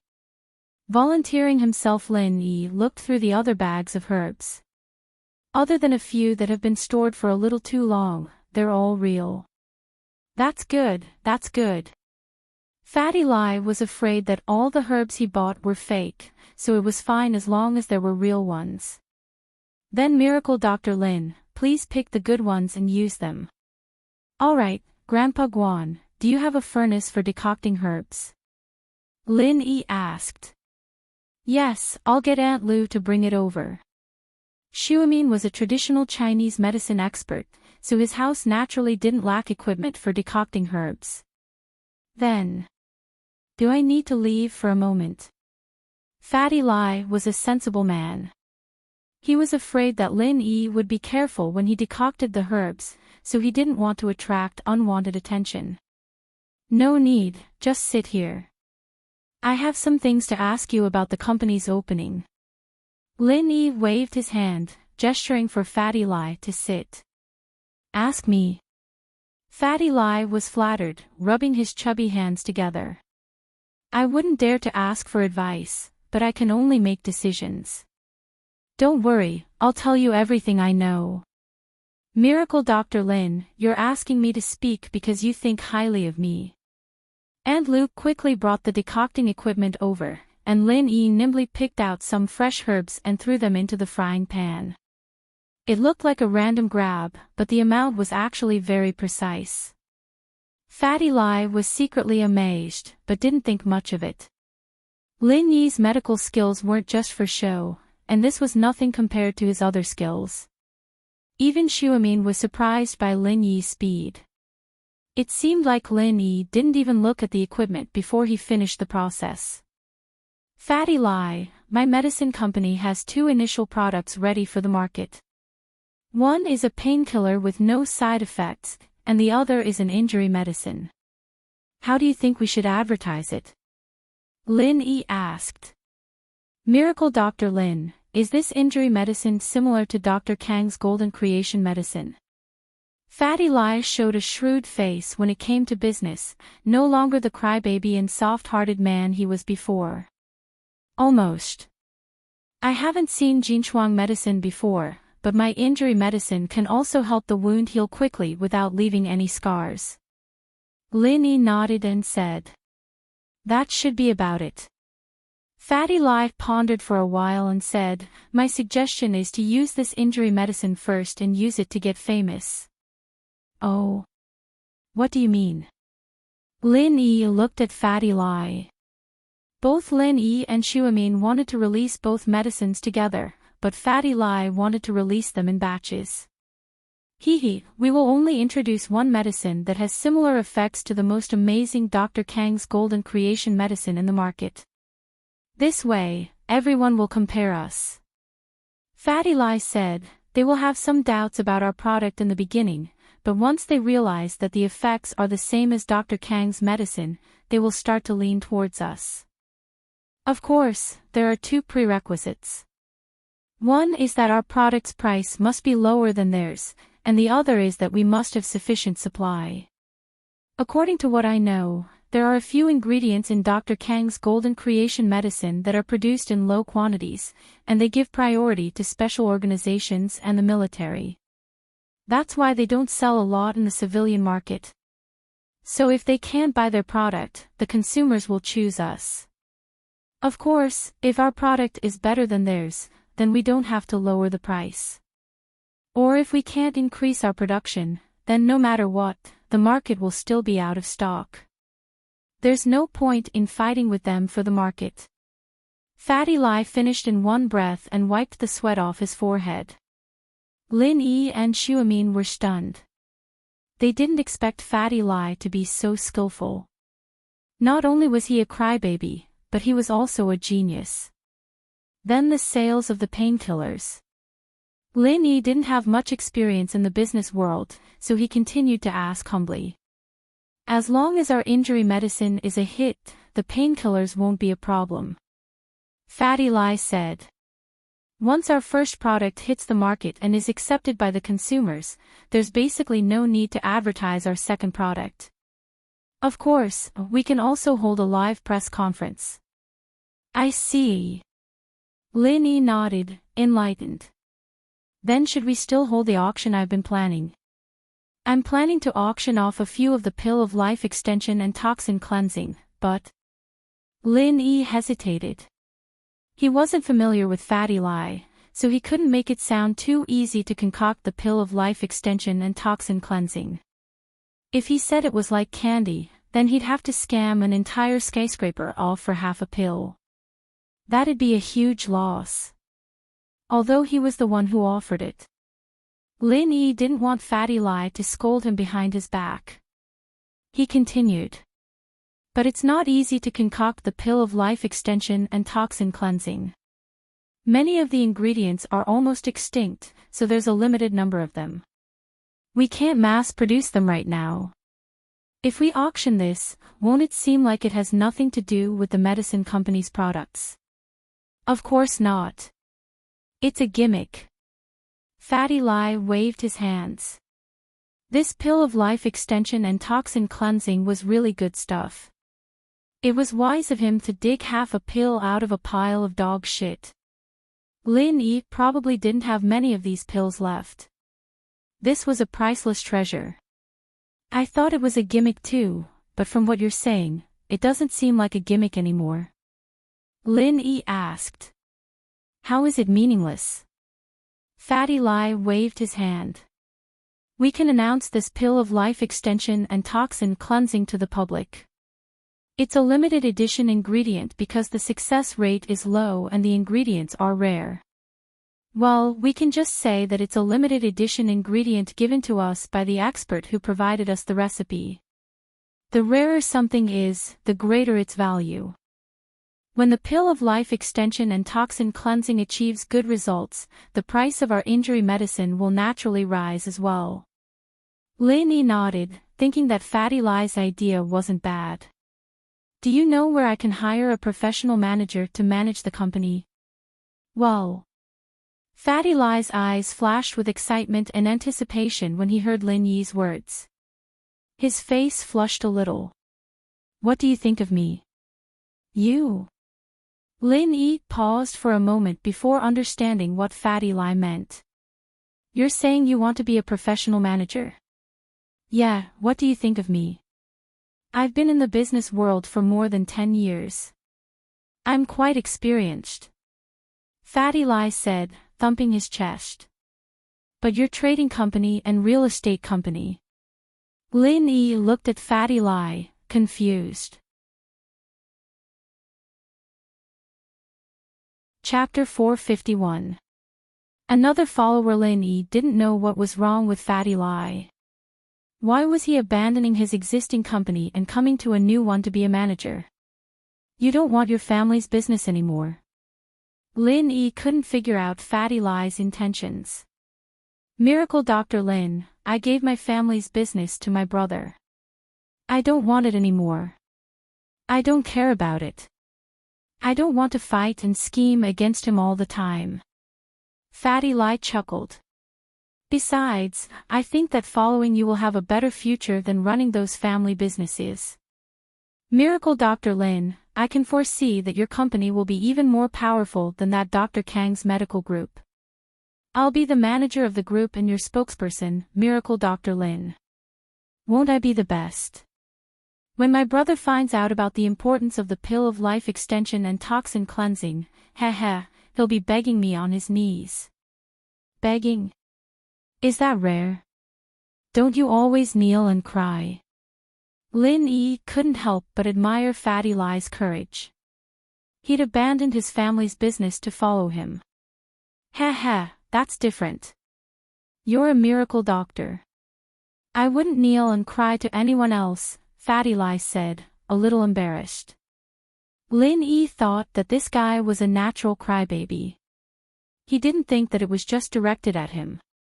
This gave Lin Yi quite a headache. You have a good idea, but this medical group of mine is just a spur-of-the-moment thing. I don't know if it can continue or if there will be any new products. Lin Yi had to get the ugly part out of the way first. Who knew what he was going to do in the future? Even his old man didn't have a clear answer. It's fine, Miracle Dr. Lin. Why don't you take me in as your follower? Fatty Lai was a smart man. He'd seen through the facts a long time ago. Lin Yi wasn't an ordinary person, and there was no harm in following him. Fatty Lai had grown up in a rich family, so he didn't care much about money anymore. What he pursued was fame and status, and Lin Yi could help him achieve this dream. Being someone else's lackey wasn't a fun thing to do, but it depended on who it was. Fatty Lai was more than willing to be Lin Yi's lackey. How awesome was Lin Yi? People with medical skills like Lin Yi's were people that all the big families and forces would fight to curry favor with. Which one of them hadn't experienced illness and death? However, if Lin Yi could delay their deaths, why wouldn't they rush to him like a flock of ducks? At that time, even if he was just a follower, he would be Lin Yi's spokesperson outside. Lin Yi was very busy every day. How could he have time to entertain outsiders? Once this little brother of his appeared, Fatty Lai was elated just thinking about it. What was an electronics industrial park to him? His brother was really short-sighted. Look at himself, how smart was his decision? People had to be thick-skinned and crybaby. Look at himself. He was thick-skinned and a crybaby. Didn't he gain Lin Yi's favor just like that? You want to be a lackey? Lin Yi looked at Fatty Lai oddly. I don't need lackeys. Not at all. Boss Lin Yi, listen to me. Fatty Lai began to analyze, and he called Lin Yi Boss Lin Yi smoothly. Lin Yi was helpless. Boss, what kind of status do you have? When the medical corporation is established, there will be big families coming to ask for medicine. Everyone wants to see you, boss. Can you see them all? Boss is already very busy every day, and he still has to chase girls and enjoy life. How can he have time to deal with them? That's when you need a lackey to help you deal with these things. And I'm just the right person. Lin Yi thought about it. Fatty Lai's words made sense, so he said, but I already have a follower. You're talking about Kong Xiaobo. Think about it, that's not enough. Fatty Lai shook his head. How can a lackey do that? Kong Xiaobo will be by your side all day, accompanying you to school and enjoying life. He can't handle company business every day, can he? He can just be the vice chairman, and I'll be the little brother who helps you take care of the company's affairs. Lin Yi nodded, but what Lin Yi didn't mention was that he had a lackey in his old home called Gooden. But thinking about Gooden's IQ, Lin Yi shook his head. This kid could only be a fighter and a punching bag. He was all brawn and no brains. And he'll give Gooden a call one day and see what he's up to. It's been a while since he went back, and he kind of missed him. Seeing that Lin Yi was a little tempted, Fatty Lai quickly added fuel to the fire. Plus, what kind of person are you, boss? You can't just have a lackey by your side, right? Look at all the big shots who don't have a lot of lackeys around them. Each lackey has their own role: bodyguards, personal secretaries, housekeepers, nannies, and mistresses. All right. Stop wasting time. I'll reluctantly accept you as a temporary lackey. Once you pass the inspection, you'll be promoted to an official one. Lin Yi was getting impatient from Fatty Lai's words. Fatty Lai's words made sense, and so Lin Yi agreed. But he was still someone else's lackey, and now Fatty Lai was his lackey. What would it be like when he went out with the miss in the future? Even a follower has a follower. I'm afraid I've already become the most awesome follower in the history of the game. Haha, then I'll be Miracle Dr. Lin's lackey from now on. Fatty Lai was overjoyed, automatically ignoring the word temporary. Don't worry, I'll take care of this medicine company. Lin Yi was a little speechless. This Fatty Lai was even more enthusiastic than he was. It seemed that having a lackey like this would save him a lot of trouble in the future. But Lin Yi didn't fully trust Fatty Lai yet. He didn't know what kind of person this guy was, and there were some things he couldn't trust him with. He'd have to observe him for a while before deciding. He gave the concoction to Fatty Lai and sent him away. Lin Yi sat back on the sofa in Xuemin's study. Grandpa Guan, what do you think of this? You mean Mr. Lai? Xuemin asked. And why doesn't this guy seem very reliable? Lin Yi felt that Fatty Lai's way of talking and doing things didn't seem like a business elite, but more like an idiot. If it weren't for Fatty Lai's suggestions on how to run the company, Lin Yi would have thought that the kid was just a playboy. Chapter 452. Chapter 452, Guan Xuemin's sense of danger. Oh. Lin Yi paused at Xuemin's words. He hadn't expected Fatty Lai to be this capable. He'd thought the guy was just a theoretical weakling. So you're saying that Fatty Lai really wants to help? Ha, he's not an idiot. He knows that he'll have a brighter future if he follows someone. Guan Xuemin chuckled. If not for that half of the pill of life extension and toxin cleansing he picked out from the trash can, perhaps he wouldn't have made such a big decision. However, the pill of life extension and toxin cleansing gave him confidence and solidified his future direction. Lin Yi nodded. If Xiumin's information was correct, then that was the only explanation. Lin Yi was secretly impressed by Fatty Lai's foresight. He'd actually forced him to be his boss. Grandpa Guan, do you have any suggestions on how to split the shares? Now that Fatty Lai was here, Lin Yi thought about the issue of share distribution. I'm not an expert myself, but I think that half of the shares should be in your hands. Xiumin suggested after some thought. We're all on good terms right now, but it's better to be safe than sorry. If you control half of the shares, you'll have the right to speak in the future. This is very important. All right. Lin Yi wasn't worried that someone would betray him in the future, but Pengzhan Industries was a good example. Lin Yi didn't want to go through the trouble of dealing with these things, so he agreed with Xiumin's suggestion.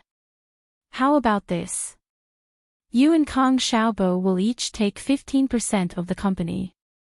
Fatty Lai will need to be tested, but if he's sincere in following me, I'll give him 15%. As for the remaining 55%, I'll put it under Guan Xian's name. Oh. Xiumin paused. He didn't know what Lin Yi was trying to do. What was he trying to achieve by putting all the shares under his granddaughter's name? If the two of them had already confirmed their relationship, then there was nothing wrong with what they did. However, according to his observation, the relationship between his granddaughter and Lin Yi was basically the same. His granddaughter was interested, but Lin Yi didn't seem to have that kind of intention. As a result, Lin Yi's actions were a little thought-provoking. Xiumin was already confused when Lin Yi put the building under Guan Xian's name, and he couldn't hold it in anymore. You've given me 15% of the shares, and 55% to Xian. Xian also has the building under her name, so it'll only be a matter of a word for our family to take control of the medicine company. Have you thought of the consequences? Ha!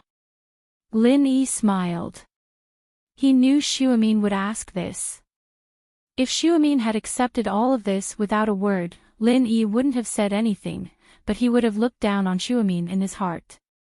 The medical company was something that Lin Yi had casually set up, and Lin Yi didn't put much effort into it. Lin Yi had to admit that Xiumin had taken it all. It was like seeing through a person's character. To put it bluntly, the reason why Lin Yi set up this medical company was because he didn't want to live off a woman, and he wanted to earn some pocket money for himself. After Lu Tianyi sent over the 100 million, it didn't matter if Lin Yi started the company or not. Setting up the company was just to fight for Kong Xiaobo's pride, so that he wouldn't be looked down upon by Dr. Kang's family. So Lin Yi smiled, Grandpa Guan, this is all because of your reputation. I only provided 2 prescriptions, so I have nothing to say if you want to take it. You trust me too much.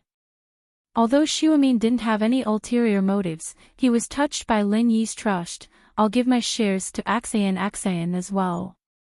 But if Xian tries to steal your company in the future, don't come looking for me. I won't. Lin Yi shook his head. Was Guan Xian that kind of person? Based on Lin Yi's understanding of Guan Xian, she wasn't that kind of person. After chatting with Xiumin for a while more, Lin Yi got up to leave. His bag was still at school, and Lin Yi had to go back eventually. I'll be going then, Grandpa Guan. Call me if you need anything. Lin Yi said. You're not waiting for Xian to come back. I wanted you to stay for dinner, Xiumin said, a little regretful. On one hand, he was regretful that they didn't finish the academic discussion, and on the other hand, he was regretful for Xian. Could Lin Yi and his granddaughter work out? As an elder, Xiumin really wanted Lin Yi to be his grandson-in-law. Lingshan's appearance, as well as Huaijuan's attitude, gave him a sense of danger. However, Lin Yi's attitude did comfort him a little. At least Lin Yi didn't seem to like Lingshan that much, and the fact that he was willing to give his shares to his granddaughter meant that Lin Yi trusted Axian. This way, Axian would have a head start, maybe next time. Lin Yi said as he looked at the time on his phone. I still have to go back to school. That's fine too. Next time then. Xiaomin didn't force him to stay. After all, things were different now. He and Lin Yi were business partners now, and Lin Yi would be visiting his house more often in the future. Lin Yi left Xiaomin's house and drove to school. The bell for the last self-study period rang just as he stepped into the classroom. Meng Yao and Yushu were already used to Lin Yi's frequent absences, and they didn't bother to ask him about it. Meng Yao, on the other hand, was a little annoyed. Lin Yi was her follower, and it was work time right now. Why was the guy disappearing all the time? Lin Yi, you're back. Lin Yi had just sat down when he heard a soft voice. His scalp went numb, and he almost fell to the ground. Xiao's eyes were curved into crescent moons as she looked at Lin Yi with a cute smile on her face. She took out a drink from her desk. Thirsty? I bought this for you. Are you alright? Lin Yi looked at Xiao in disbelief. Even if their relationship wasn't as serious as a death feud, it was at least as serious as killing her father. Lin Yi didn't understand. Why would Xiao treat him like this? Was she hiding a dagger behind her smile? I'm fine. Xiao blinked, confused. What could happen to me? Why do you ask? Xiao's question made Lin Yi speechless. He couldn't just say that he pissed on her and blew up her butt with firecrackers, that there was a huge grudge between them, and that she shouldn't be so gentle to him. Chapter 453. Chapter 453, The Weird Xiao, It's nothing. It's good that you're fine. Lin Yi nodded, troubled. Why was this girl even worse than Yushu? Why did he run into these people all the time?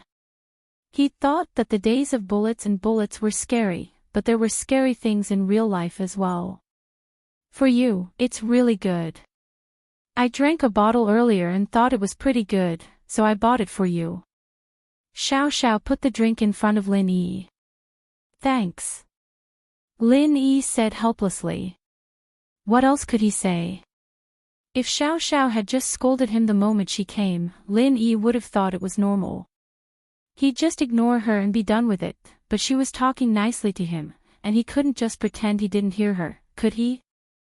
Lin Yi even wondered if the one who blew up yesterday was Xiao's twin sister.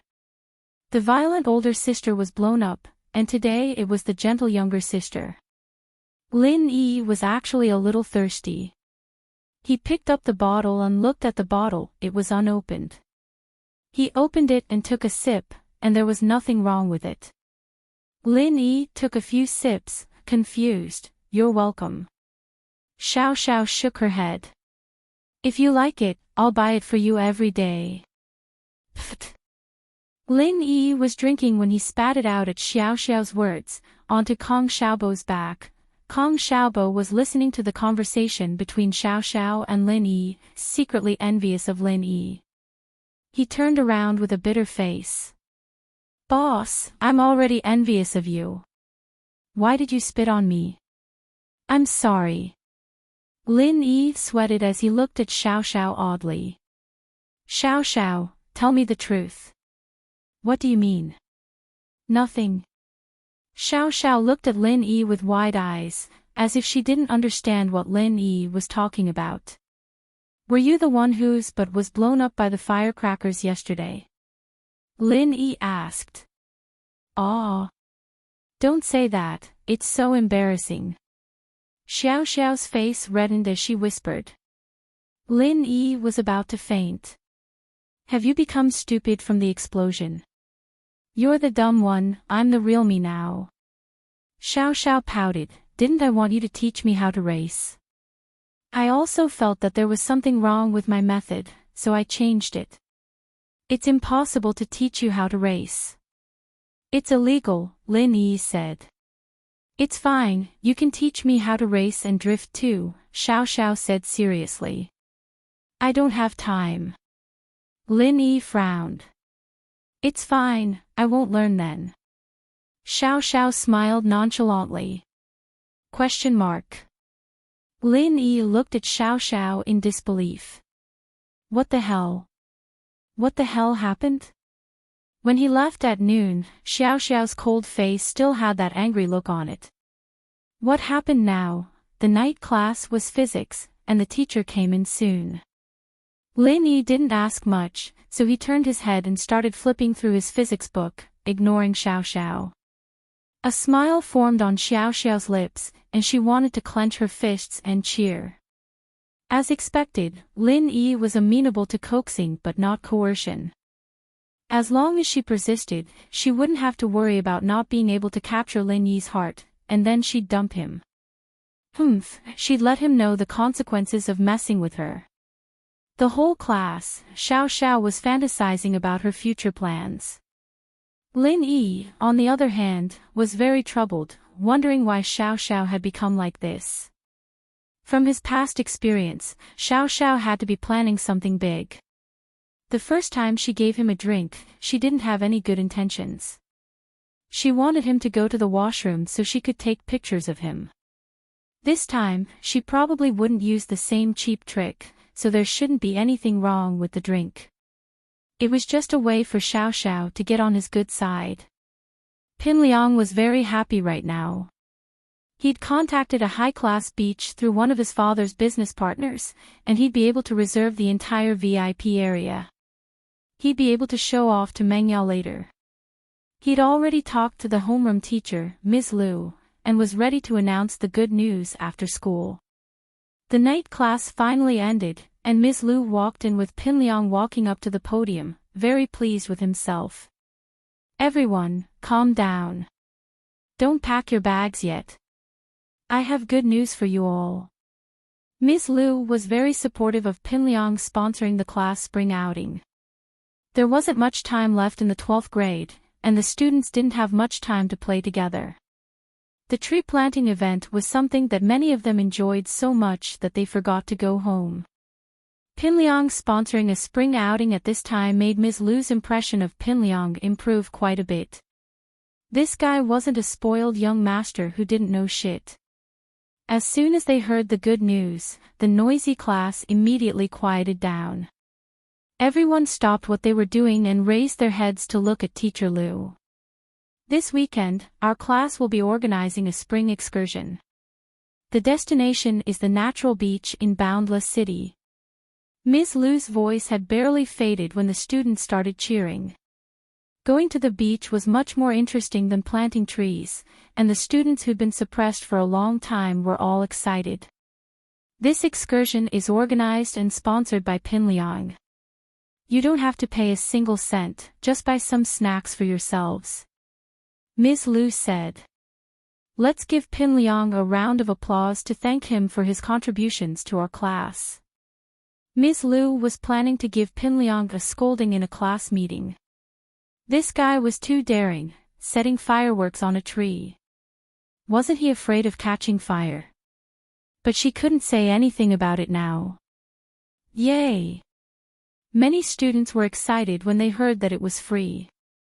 After all, there weren't many students who came from rich families, and most of them had limited pocket money. Alright, I'm done here. I'll introduce Pin Liang to you all when he's done with the spring excursion plan. Ms. Liu said. You can go home now. The students who'd been hostile to Pin Liang were now looking at him with much friendlier gazes. Many of them even greeted him after school. Pin Liang was delighted. If he'd known that this would happen, he would have organized the excursion a long time ago. Not only would he be able to establish his reputation, but he'd also be able to please Meng Yao and Yushu. Why wouldn't he do it? When Meng Yao and Yushu walked out of the classroom, Pin Liang quickly ran after them. Yao Yao, Shu, are you guys satisfied with my excursion? Chapter 454. I want to eat shark. Mingyao's face was expressionless, as if she hadn't heard Pinliang's words at all. She didn't deny Yushu's words, either. Yushu had always been like this, always using his name to talk to that idiot Pinliang, but Pinliang never changed, falling for it every single time. That's great. I'll be happy as long as Yao Yao's happy. Pinliang said. Right, I've booked a Golden Dragon bus, but Shu, why don't you and Yao Yao take my car? I'm driving my dad's Mercedes, and I just got my license last month. You're driving a car just last month. Yao Yao and I won't take it, what if we get killed? Yushu humphed. Plus, who doesn't have a car? Yao Yao's car is a sports car, it's as good as your Mercedes. Ugh. Pinliang had wanted to show off a little, but Yushu's words made him speechless. He regretted not boasting about his license at all.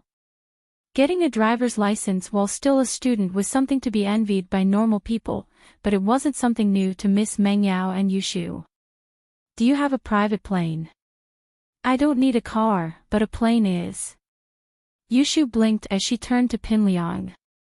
Ah. A plane. Pinliang's eyes went wide, a bitter smile on his face.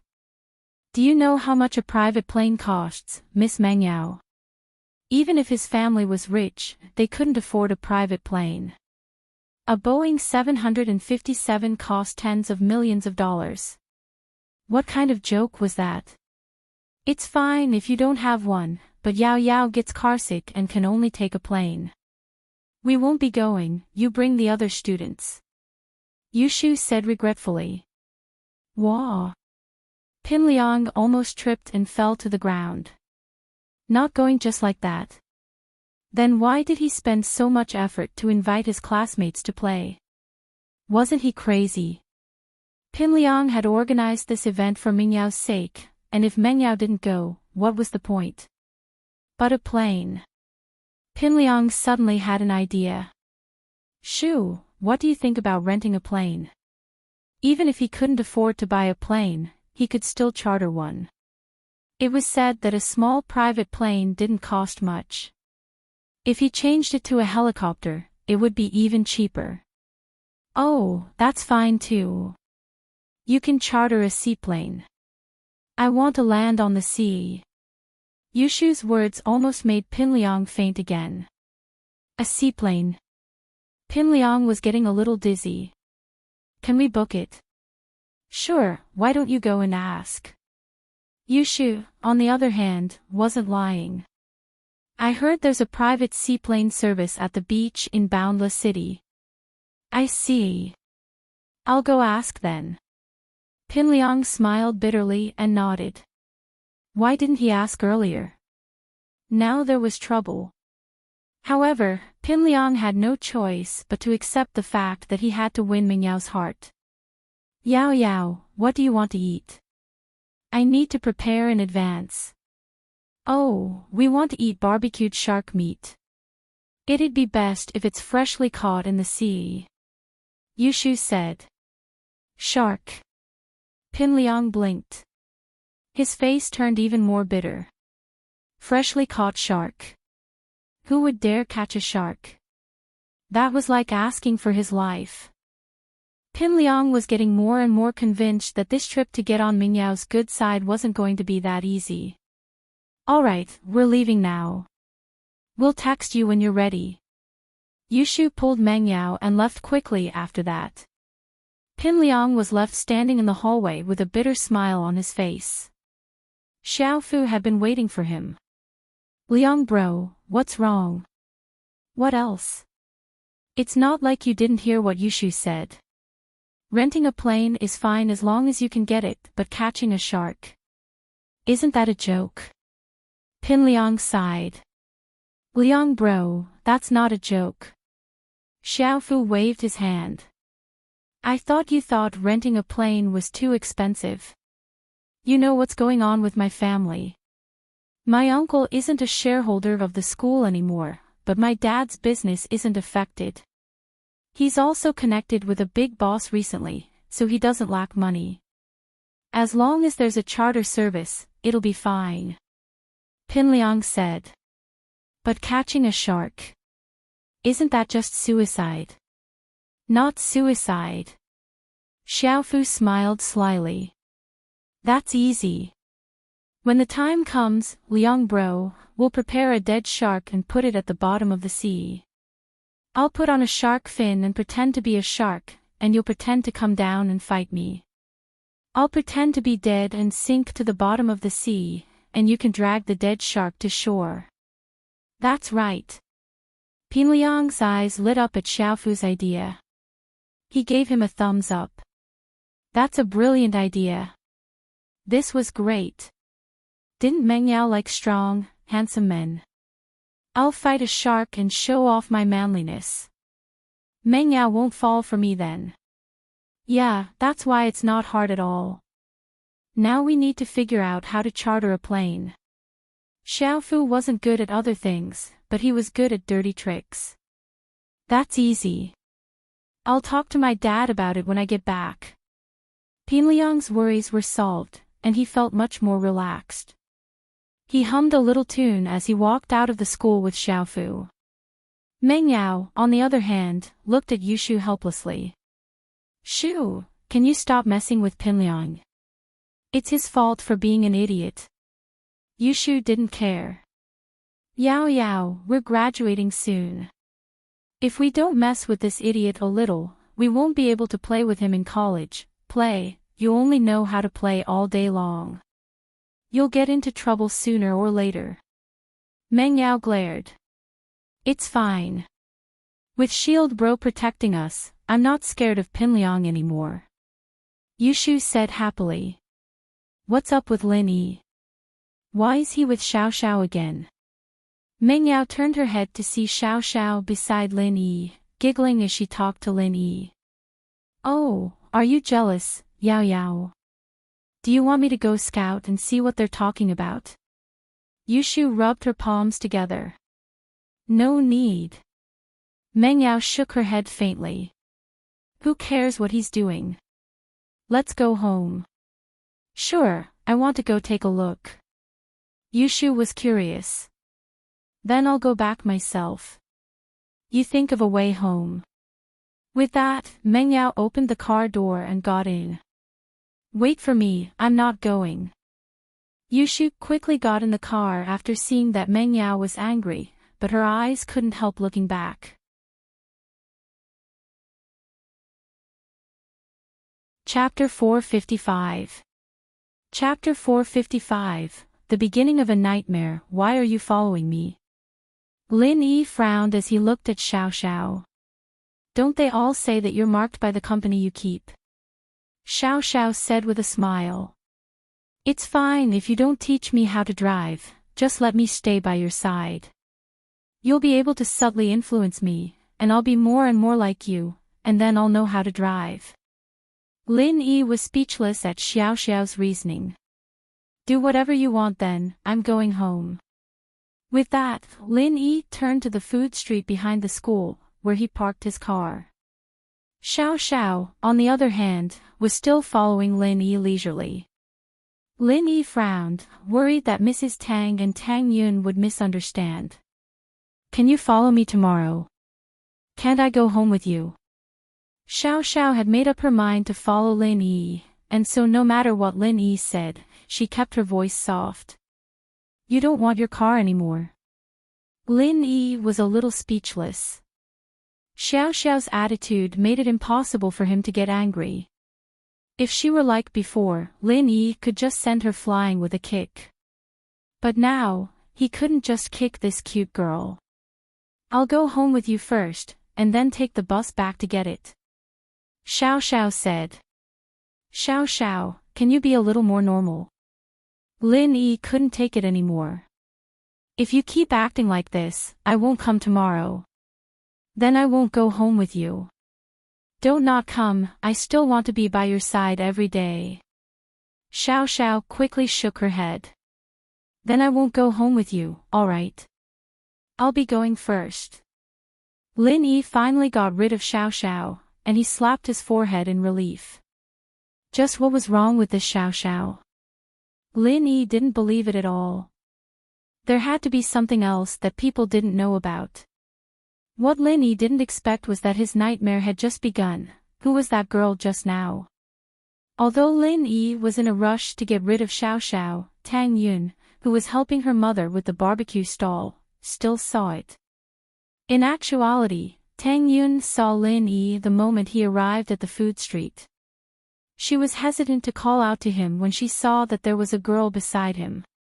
She pretended not to see him, but she was very nervous. Tang Yun couldn't help but ask after Xiao Xiao left. My desk mate, a new transfer student, Lin Yi said. Then why is she following you? Tang Yun felt that she was being a little narrow-minded by asking so many questions, but it was fine. Lin Yi was getting more and more outstanding, and Tang Yun was getting more and more afraid that Lin Yi would fall in love with someone else. I'm not familiar with the road. I don't know where I parked the car.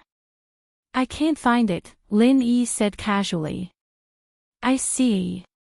She drives to school too. Then her family must be pretty rich, right?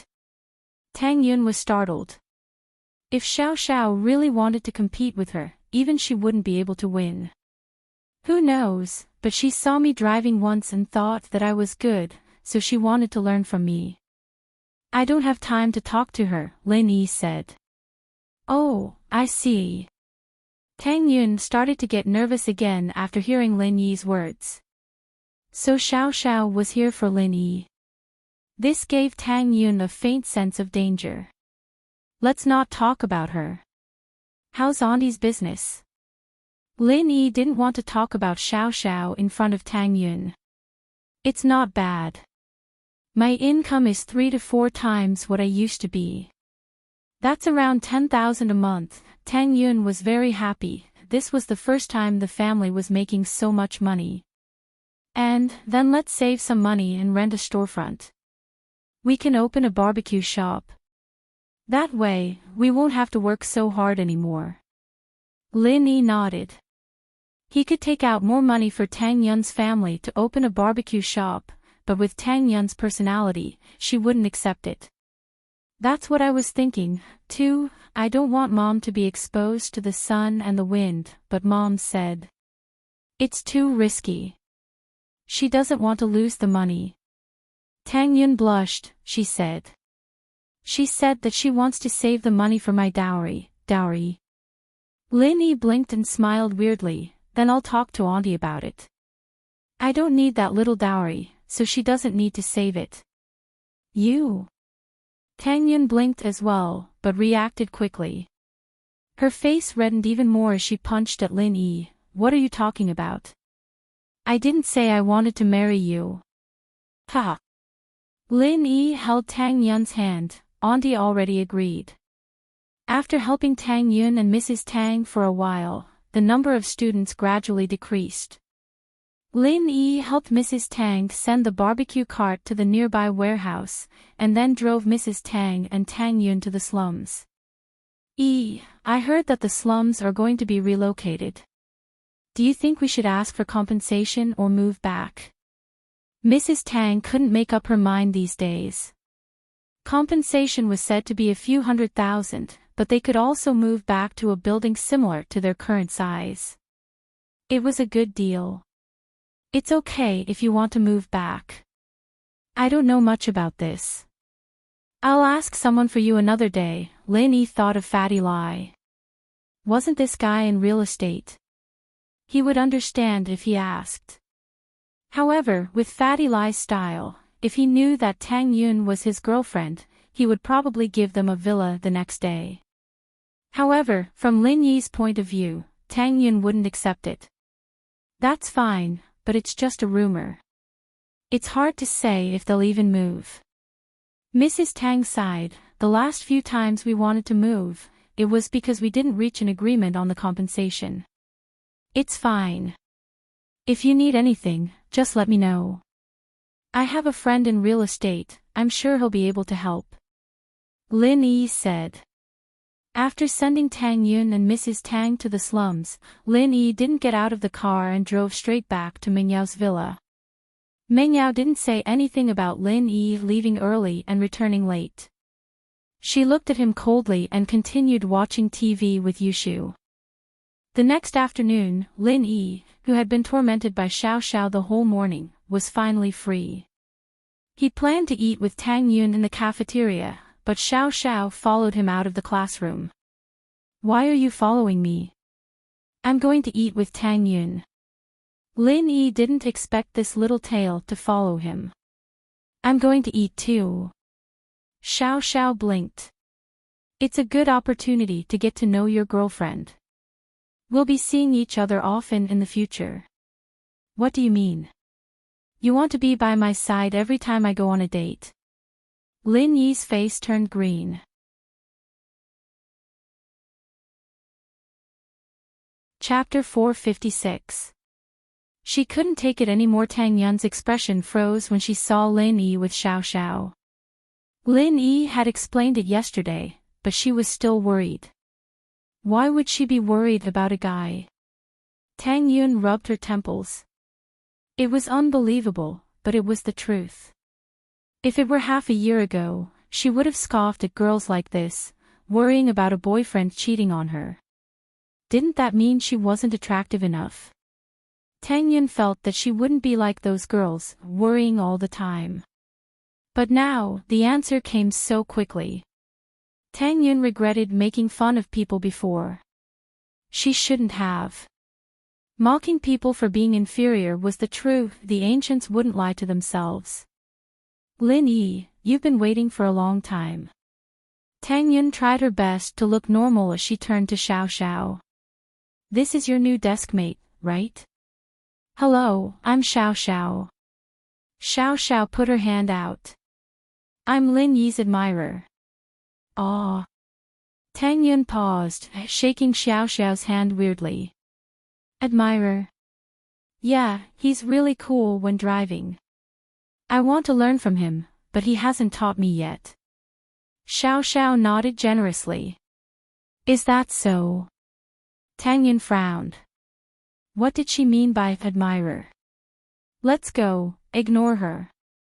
Lin Yi didn't know what to say to Xiao Xiao. This girl was definitely up to no good, and Lin Yi didn't have the heart to kick her, but he didn't want to talk to her either. Oh.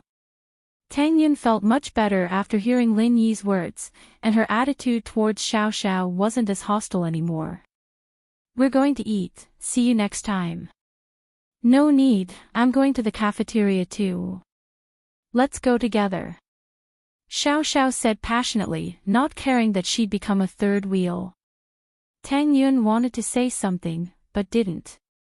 She stood to the right of Lin Yi, and Xiao Xiao stood to the left of Lin Yi. The two of them sandwiched Lin Yi, one on the left and one on the right.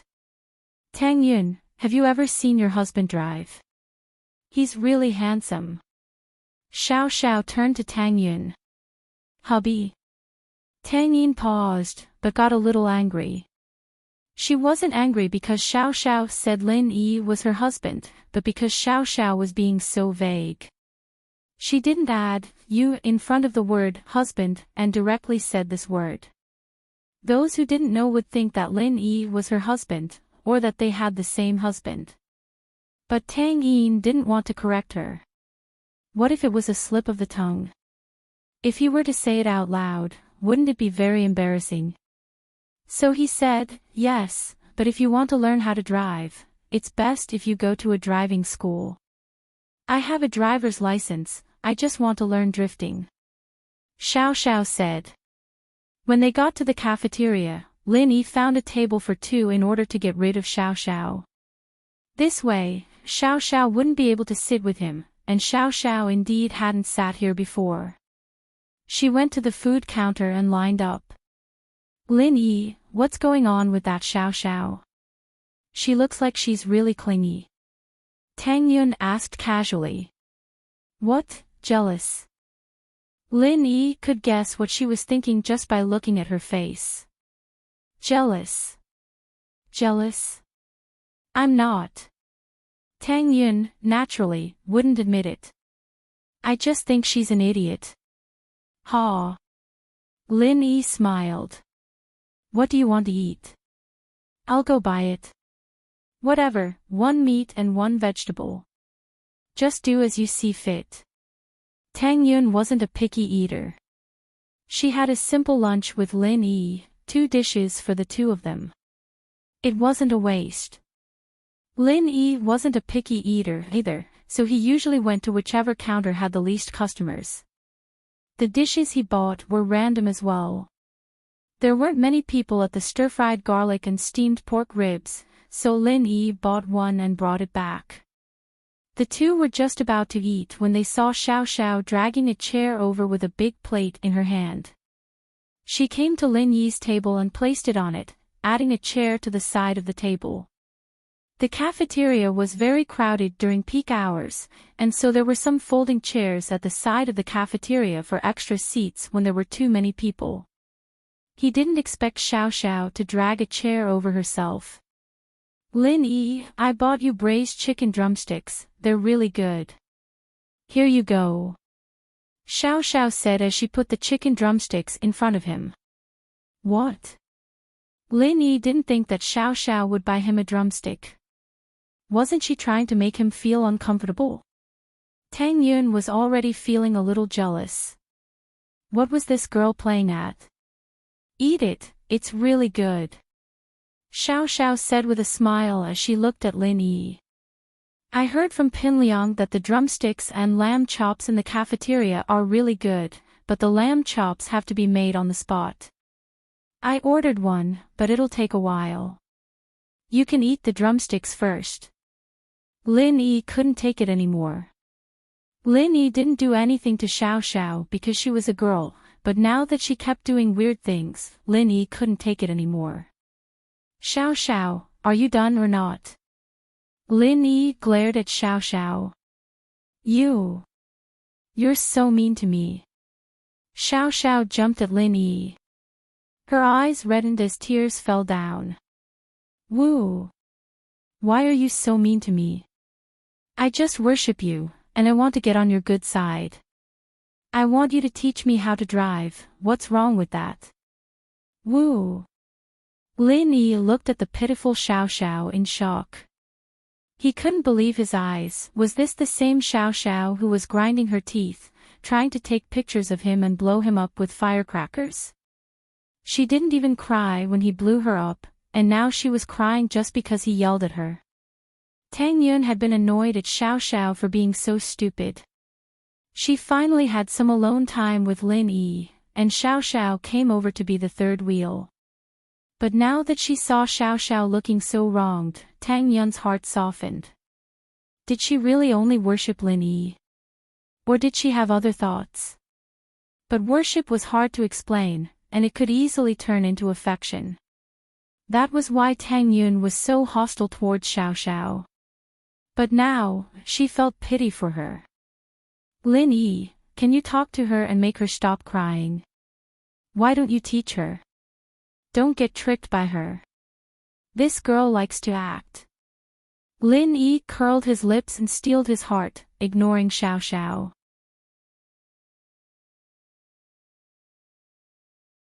Chapter 457.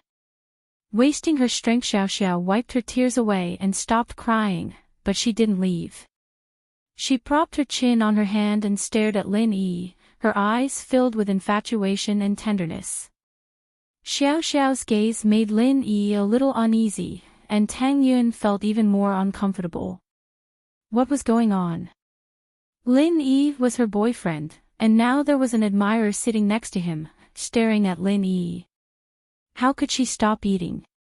Xiao Xiao, you're not eating. Tang Yun couldn't help but ask. She couldn't kick her out, but she couldn't just let her stare at Lin Yi like this, could she? Nope, I'm happier watching Lin Yi eat than eating myself. Xiao Xiao murmured. You. Tang Yun didn't know what to say at all. It wasn't easy for them to get through this awkward moment in the cafeteria, and Lin Yi pulled Tang Yun out. Can you not let her come next time? Tang Yun couldn't help but say to Lin Yi. I feel weird with her beside me, I can't even eat. You think I want her to come? Lin Yi smiled bitterly. Tang Yin pouted unhappily, but there was nothing she could do about it. She wanted to say something, but she didn't want Lin Yi to think that she was being petty. Tang Yin was starting to get annoyed with herself. Why was she getting more and more worried? Where was her courage? She could mock Lin Yi and even step on his feet, but now, she had to think before she did anything. Was she really afraid that Xiao Xiao would steal Lin Yi from her? What was she thinking? Tang Yun was a little embarrassed as she scolded herself. She didn't want to think about all this nonsense anymore. There were only a few more months until the college entrance exams, but because of her family and Lin Yi, she had just finished revising her second year's curriculum. She still had the third year's curriculum to study, otherwise she wouldn't make it in time. She hurried back to the classroom and started reading the 12th grade textbooks, throwing all the random thoughts to the back of her mind. Xiao Xiao bought a drink for Lin Yi when she got back to class. Lin Yi, this is a new fruit tea. It looks really good, so I bought 2 bottles. Do you want to try it? Xiao Xiao, what are you thinking? Lin Yi took the drink from Xiao Xiao's hand but didn't drink it, putting it aside. Nothing much, I just want to be by your side. Xiao Xiao said seriously. I won't tease you anymore, don't worry. Okay. Lin Yi nodded. Lin Yi heard Xiao Xiao's nonsensical words and knew that it was pointless to talk anymore. He decided to just ignore her. Lin Yi thought that Xiao Xiao was just a newbie for 2.5 days.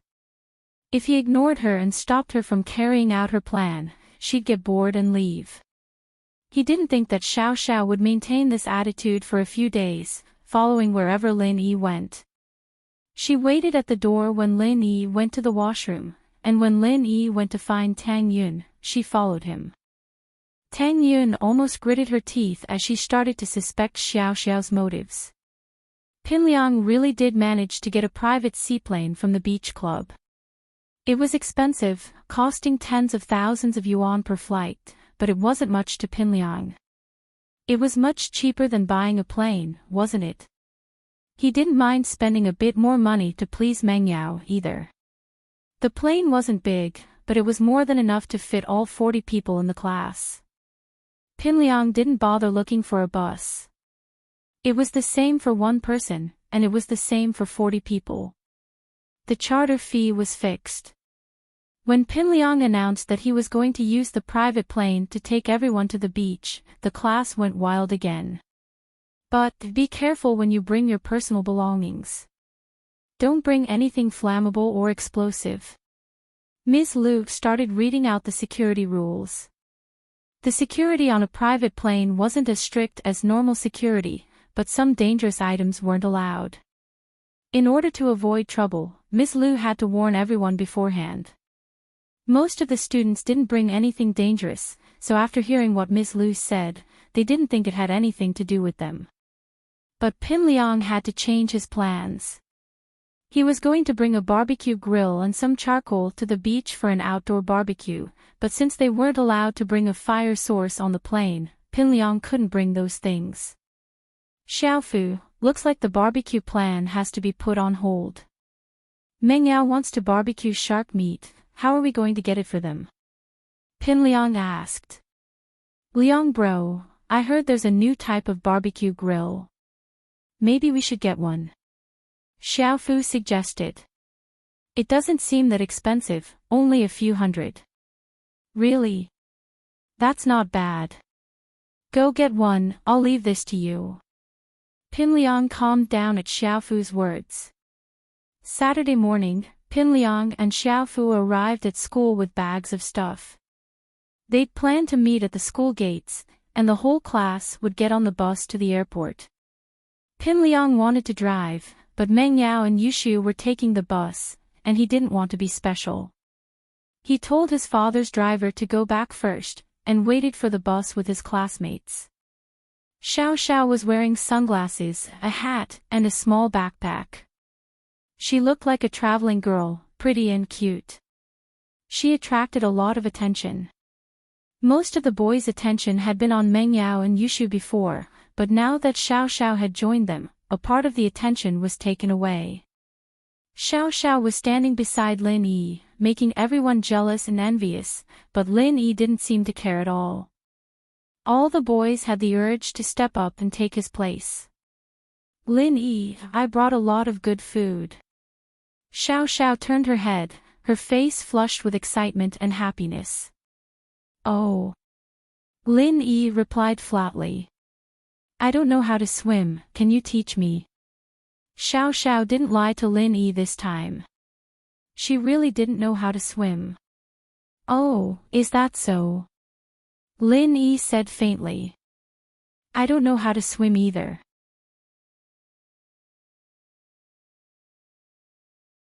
Chapter 458.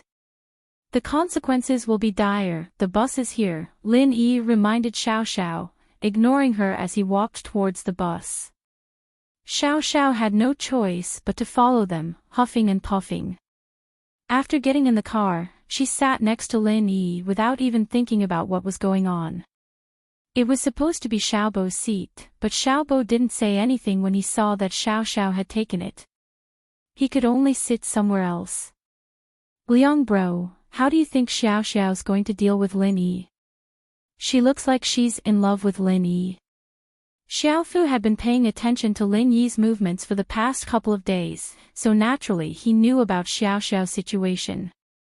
Who knows? Pin Liang was a little troubled. Maybe she's going to go all out. Let's just ignore her. It's great that she's willing to deal with Lin Yi, so Lin Yi won't come looking for trouble with us. My priority right now is to deal with Meng Yao before the college entrance exams.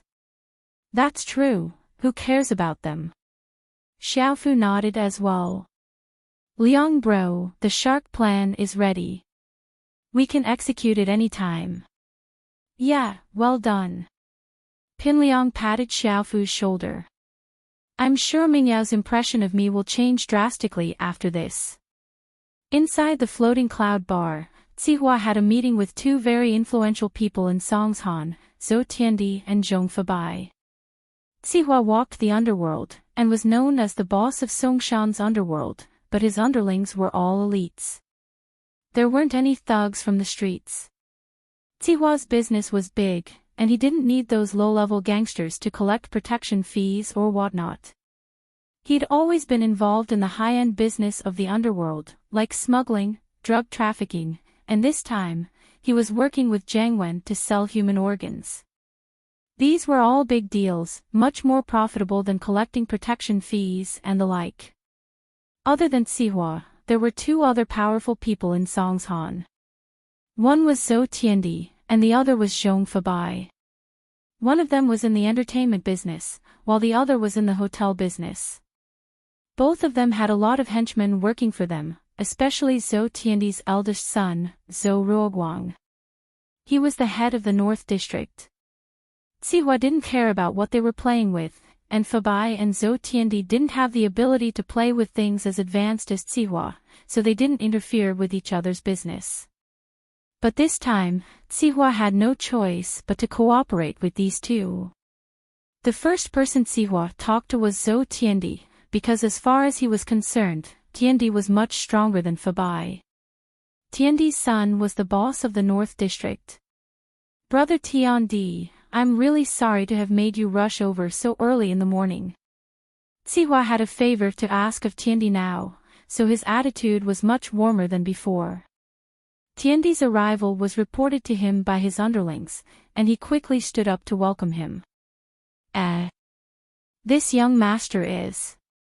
Zihua bro, this is my son, Zhou Ruoming. I brought him here to see the world. Tiandi was a little disappointed in his eldest son, Zhou Ruoguang.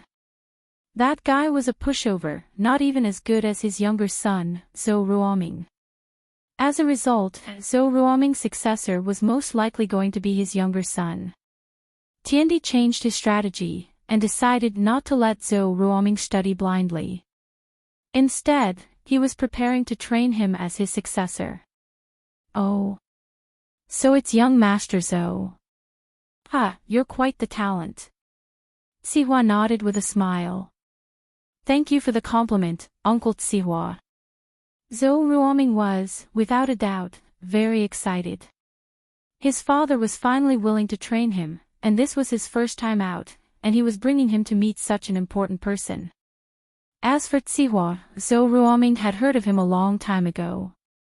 He was the big boss of Songshan's underworld. Sihua bro, I wonder if you have any business with me. Tiandi and Sihua had always minded their own business, so their relationship wasn't too bad. Tiandi bro, let's not beat around the bush. I'm here today because I have a business with you.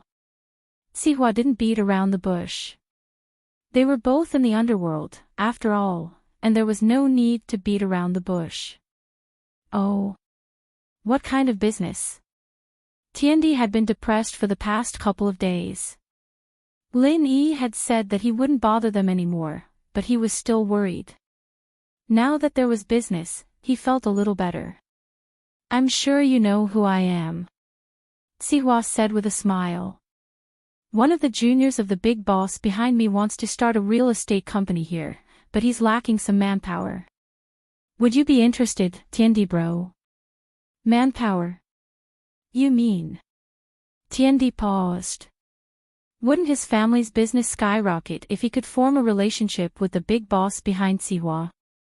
But the point was, what did the guy see in him? Tiandi knew his own limitations. He was an expert in the entertainment business, but he'd never been in the real estate business before.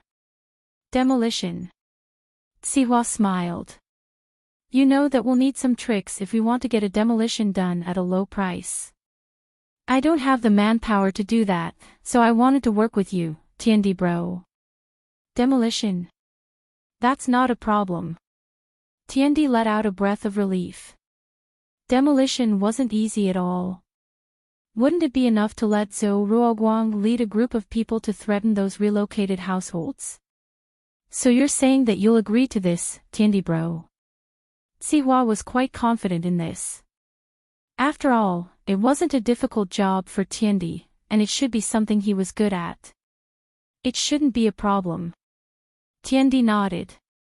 Which piece of land does the young master want to develop? The slums. Sihua said. It's a big area, it'll be very promising. Oh, the slums. That's a good place, no problem. Tiandi was about to agree when Zhou Ruoming pulled him back. Dad, we can't do this. Zhou Ruoming was afraid that his father would agree on impulse. Ruoming, what are you doing? Tiandi paused, a little displeased. What's wrong with you, kid? Aren't you usually quite brave? Why are you afraid to do illegal things now? Dad. Listen to me, I don't dare do things that aren't illegal.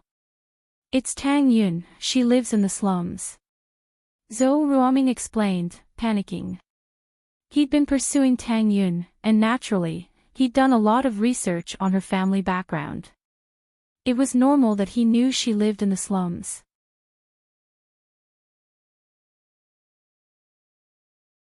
Chapter 459.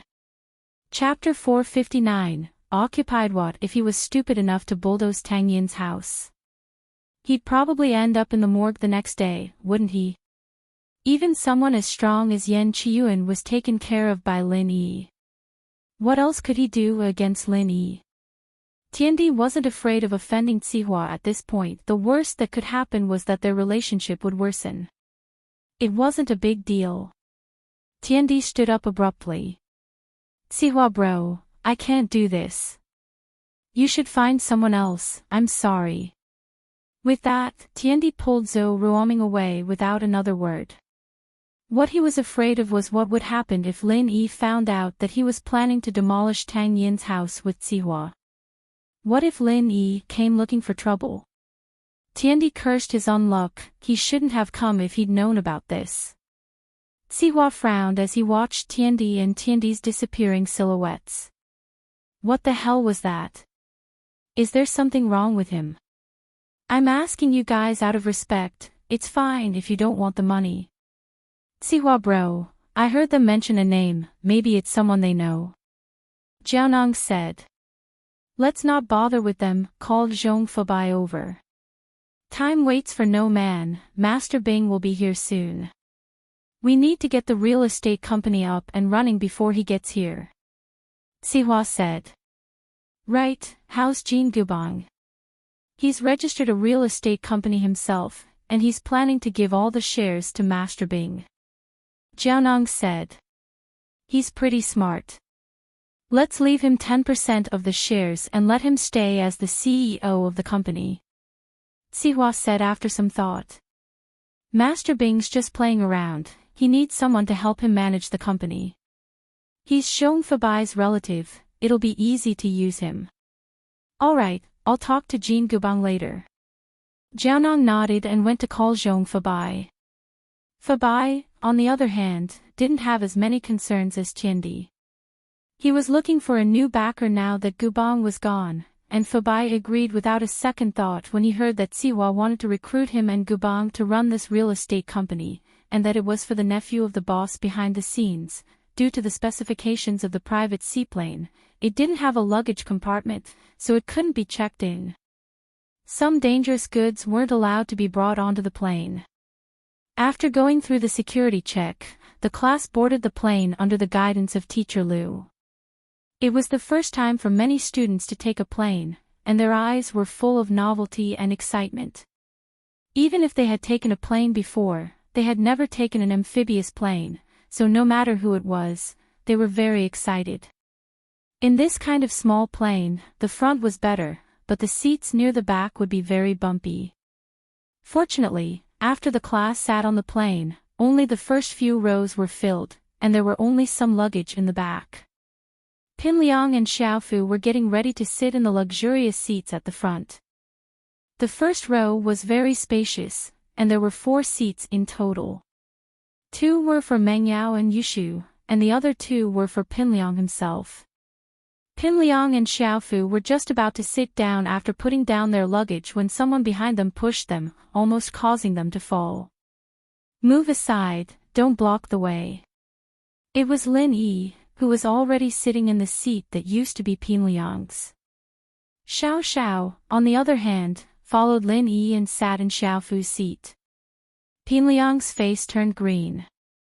He wanted to shoo Lin Yi away, but he didn't dare. He wanted to shoo Xiao Xiao away, but he didn't dare either. Just when he was at a loss as to what to do, Yushu spoke up. Liang Yi, Yao Yao said that she likes brave guys. Only those who can sit at the back of the plane without a change in expression or heart palpitations are the bravest. Yushu, naturally, didn't want Pin Liang to sit in the front. She wanted to see what would happen between Lin Yi and Xiao Xiao, so she found an excuse to shoo Pin Liang away. Is that so? Pin Liang found a way out of Yushu's words. Xiaofu, let's sit at the back then. The first row is for cowardly men. There was only one man in the first row, Lin Yi, so Pin Liang's words were directed at Lin Yi. But he regretted it immediately. Wasn't he just being a prick? Why did he have to say that? Pin Liang let out a sigh of relief when he saw that Lin Yi didn't seem to be looking for trouble. He quickly walked to the back of the cabin with Xiaofu and sat down at the very back. Since it was a low-altitude private plane, there wouldn't be too much of a conflict with commercial airliners. It didn't take long for the plane to take off. Pin Liang and Xiaofu had never been on a private plane like this before. They thought that the back of the plane would be the same as a commercial airliner, but Pin Liang only realized how uncomfortable it was when they took off. The seat was as bumpy as it could get, and Pin Liang's face turned scarily pale. Xiaofu wasn't much better off either. Liang bro, maybe we should sit closer to the front. This is too uncomfortable. Xiaofu couldn't take it anymore. You can go if you want to. What would Meng Yao think of me if I went? She'd think I'm a coward, wouldn't she? Pin Liang was uncomfortable as well, but he gritted his teeth and persevered. He'd already said that he'd be a laughingstock if he backed out now. Pin Liang was a laughingstock now, but he didn't want more of them. If he could still grit his teeth and persevere, then so be it. He only wanted to get to the beach as soon as possible. Pin Liang wasn't leaving and Xiaofu couldn't either. He could only endure it. It was his first time on a plane, and he didn't have much experience. Naturally, he was worse than Pin Liang. Lin Yi didn't bother with Xiao Xiao, either. No matter what she said, Lin Yi only replied with, "Oh, and, is that so?" These meaningless words made Xiao Xiao very depressed. "Shoo, what do you think Xiao Xiao's up to?" Meng Yao had noticed that something was wrong with Xiao Xiao these past few days.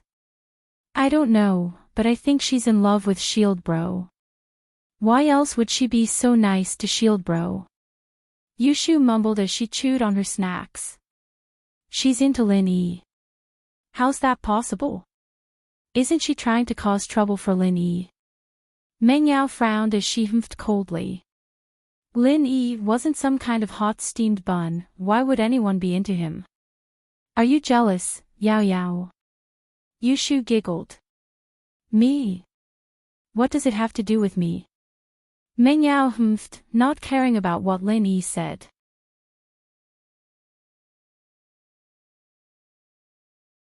Chapter 460. She threw up, ate again, aw. Meng Yao hesitated, a slight frown on her face. "Why don't you go listen then?" "Oh, okay," Yushu said with a smile. But Yushu pricked up her ears for a long time, unable to hear what Xiao Xiao and Lin Yi were talking about. Why weren't they talking either? Lin Yi closed his eyes and pretended to doze off. Xiao Xiao said a few words to Lin Yi, and since he wasn't paying attention, she could only listen to her MP3 player. "Shield Bro." Yushu wasn't worried that Xiao Xiao would hear what she called Lin Yi, since she knew about her relationship with Lin Yi. She wouldn't have waited until now if she'd wanted to. Lin Yi opened his eyes and looked at Yushu, confused. "It's nothing." Yushu thought that Lin Yi was asleep, so she wanted to wake him up and listen to his conversation with Xiao Xiao. Now that Lin Yi was awake, she was fine. Lin Yi looked at Yushu, confused, and shook his head. "Lin Yi, are you hungry? I have some biscuits here." Xiao Xiao asked, seeing that Lin Yi wasn't pretending to be asleep anymore. "Oh, eat it yourself." Lin Yi replied faintly as he looked out the window. Xiao Xiao pouted. What was that supposed to mean? He'd answer whenever Yushu called him, and ignore her when she talked to him. "Hey, how much do they pay you?" "What do you mean how much?" Lin Yi blinked. "Aren't you their follower and bodyguard? How much do they pay you every month?" Xiao Xiao asked. "Tens of thousands, I guess." Lin Yi said vaguely. "Tens of thousands." Xiao Xiao was startled. Why was it so much money? Her family was rich, but her allowance was only 10,000 a month. She'd wanted to say that she'd hire Lin Yi twice the amount of money Meng Yao was paying him, but she couldn't bring herself to say it now. "Bullshit," she said hatefully. "Ha." Lin Yi could guess what Xiao Xiao was thinking. "I work for her father, follower is just a guest." "Oh." Xiao Xiao nodded. It wasn't impossible for Pingzhan to spend that much money if it was him. "Xiao Xiao, if you want to learn how to drive, I don't have much time right now, so you don't have to follow me all the time." "There's no point in following me," Lin Yi said, wanting to make things clear. "No. It's fine if you don't want to teach me. I just want you to influence me," Xiao Xiao said. "That way, I'll be more and more like you." Lin Yi was taken aback. What kind of bullshit theory was that? Imperceptible influence. He was speechless. Do what you want then. Knowing that Xiao Xiao wouldn't get through to him, Lin Yi didn't bother with the bullshit. Follow her if she wanted to. She'd probably get annoyed after a few days anyway. All right. Xiao Xiao was very happy that Lin Yi agreed.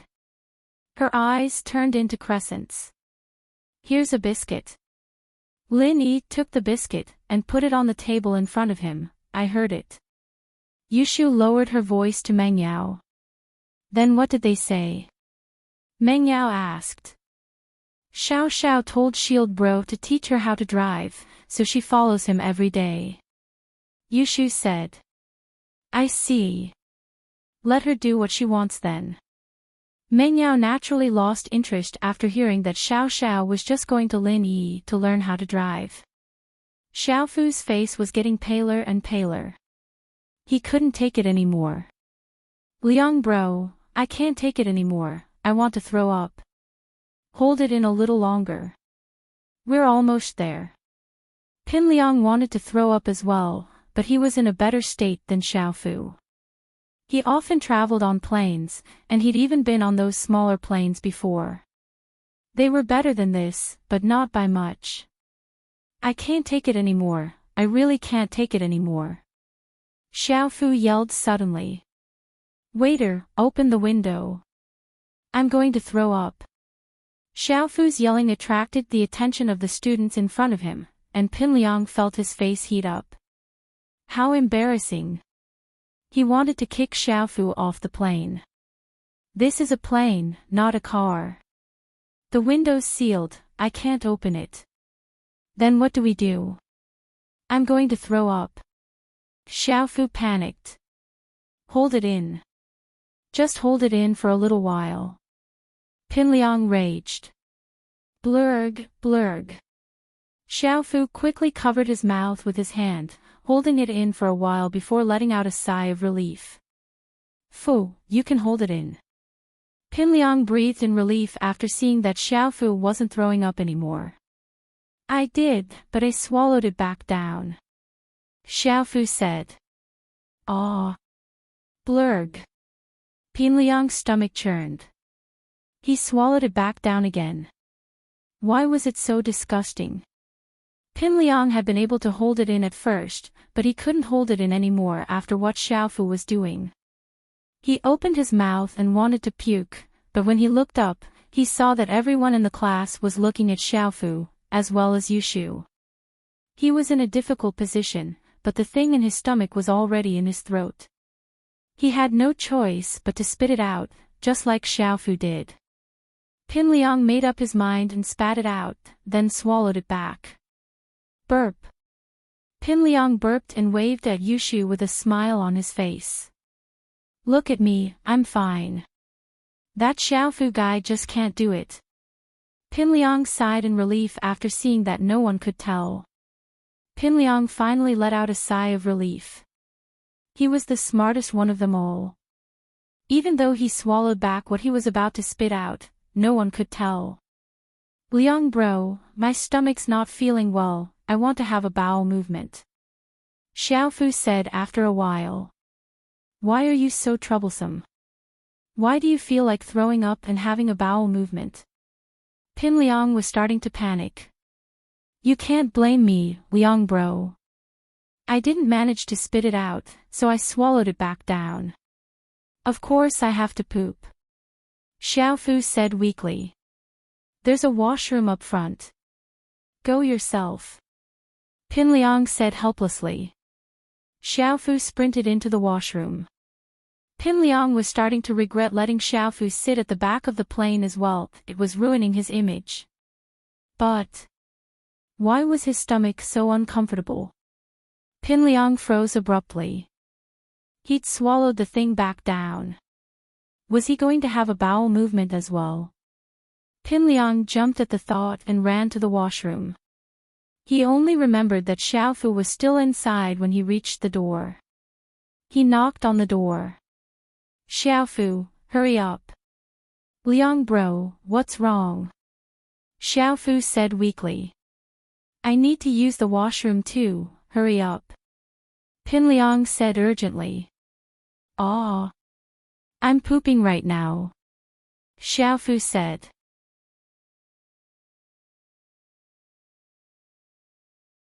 Chapter 461. Here comes the shark. Xiaofu was panicking, but he couldn't just pull up his pants in the middle of his diarrhea, could he? Liang bro, wait a minute, I'll be done soon. Pinliang was panicking. The toilet was right in front of the first row. Wasn't Xiaofu trying to ruin his image on purpose? It was one thing for him to go straight into the toilet, but Meng Yao would definitely laugh at him if he had to hold his stomach and walk around like that, wouldn't she? Pfft. Pinliang let out a loud fart, feeling a little embarrassed. His face reddened as he snuck a glance at Meng Yao. It stinks, Yao Yao, I'm going to faint. Yushu jumped up, waving her hands around. Liangyi, hurry up and stuff a fart stopper. Are you trying to suffocate me in Yao Yao? Pinliang's fart was only heard by the students in the first few rows, but Yushu's words made him the center of attention in the cabin. Pinliang was panicking. He was just about to explain when his butt popped out uncontrollably again. This time, he'd pooped out of his pants due to his excitement. Ah! Pinliang, are you doing this on purpose? Yushu was going crazy as she pinched her nose and ran to the back. It was too smelly. Meng Yao frowned in disgust as well. She didn't know what Pinliang was doing, not stopping even after getting on the plane. She stood up and followed Yushu. Xiao Xiao was in the middle of eating a biscuit when she spat it out. She subconsciously ran to the back as well.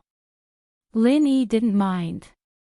Lin Yi had lived in smellier places than this before, but Pinliang's actions were indeed disgusting. Since the miss was gone, Lin Yi stood up and followed. Xiaofu finally came out of the toilet, and Pinliang ran in with his hands on his crotch. The sound of running water came from the toilet.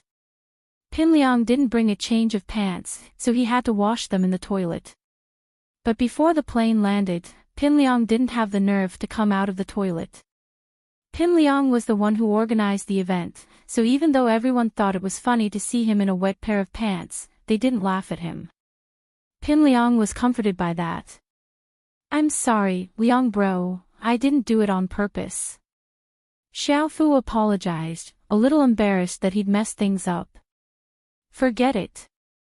Pinliang looked at his only subordinate and didn't know what to say.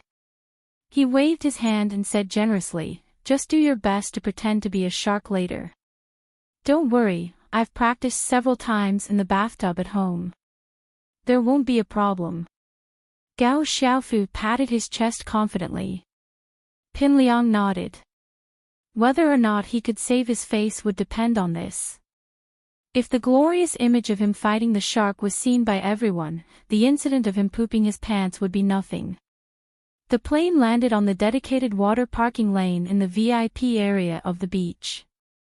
After the plane stopped, a speedboat came over and sent the students on the plane to the beach. Pinliang had booked the entire VIP area, so there weren't any other visitors here. The water was very clear, and between the beach and the water was a shallow area of pebbles and sand. There were some sea snails, crabs, and fishes in the water. It seemed like the water here was quite nice. Lin Yi wasn't in a hurry to change into his swimsuit like the other students. He sat on the beach, quietly watching the little creatures in the water. It was rare to see water this clear in the city and tourist areas. Lin Yi felt like he was back home. When he was young, Lin Yi and Er Gooden would often play at the beach. Of course, Old Man forced Lin Yi to train in the water most of the time, and Er Gooden. Lin Yi really doubted his body structure. It was hard for him to keep his balance in the waves, but that guy was like an iron tower. Why don't you go change into your swimsuit? Xiao Xiao saw that Lin Yi was sitting on the beach, spacing out. She followed him, curious. Why would I change into a swimsuit if I don't know how to swim? Lin Yi said faintly.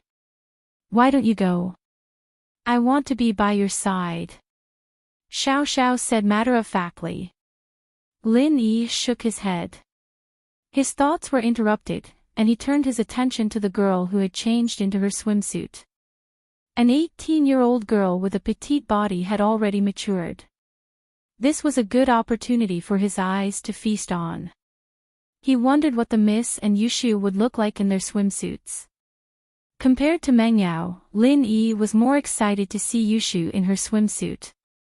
He'd seen pictures of them in swimsuits, but it wasn't as good as seeing them in person. But what disappointed Lin Yi was that Meng Yao and Yushu didn't change into their swimsuits. Instead, they set up a sun umbrella on the beach and sat under it, taking out the snacks from their bags. Were these two girls here for a picnic? It made sense. Meng Yao and Yushu went to the beach quite a lot, and his computer's hard drive was filled with pictures of the two, many of which were taken at the beach. There don't seem to be any sharks here, Yushu said, disappointed as she looked at the calm water. This is a tourist area. Of course there won't be sharks. Meng Yao said. That Liangyi, how dare he lie to me? He even roasted shark meat for me. I don't believe him anymore. Yushu said angrily. Even if there was shark meat, would you dare eat it? Meng Yao said, curling her lips. Ugh.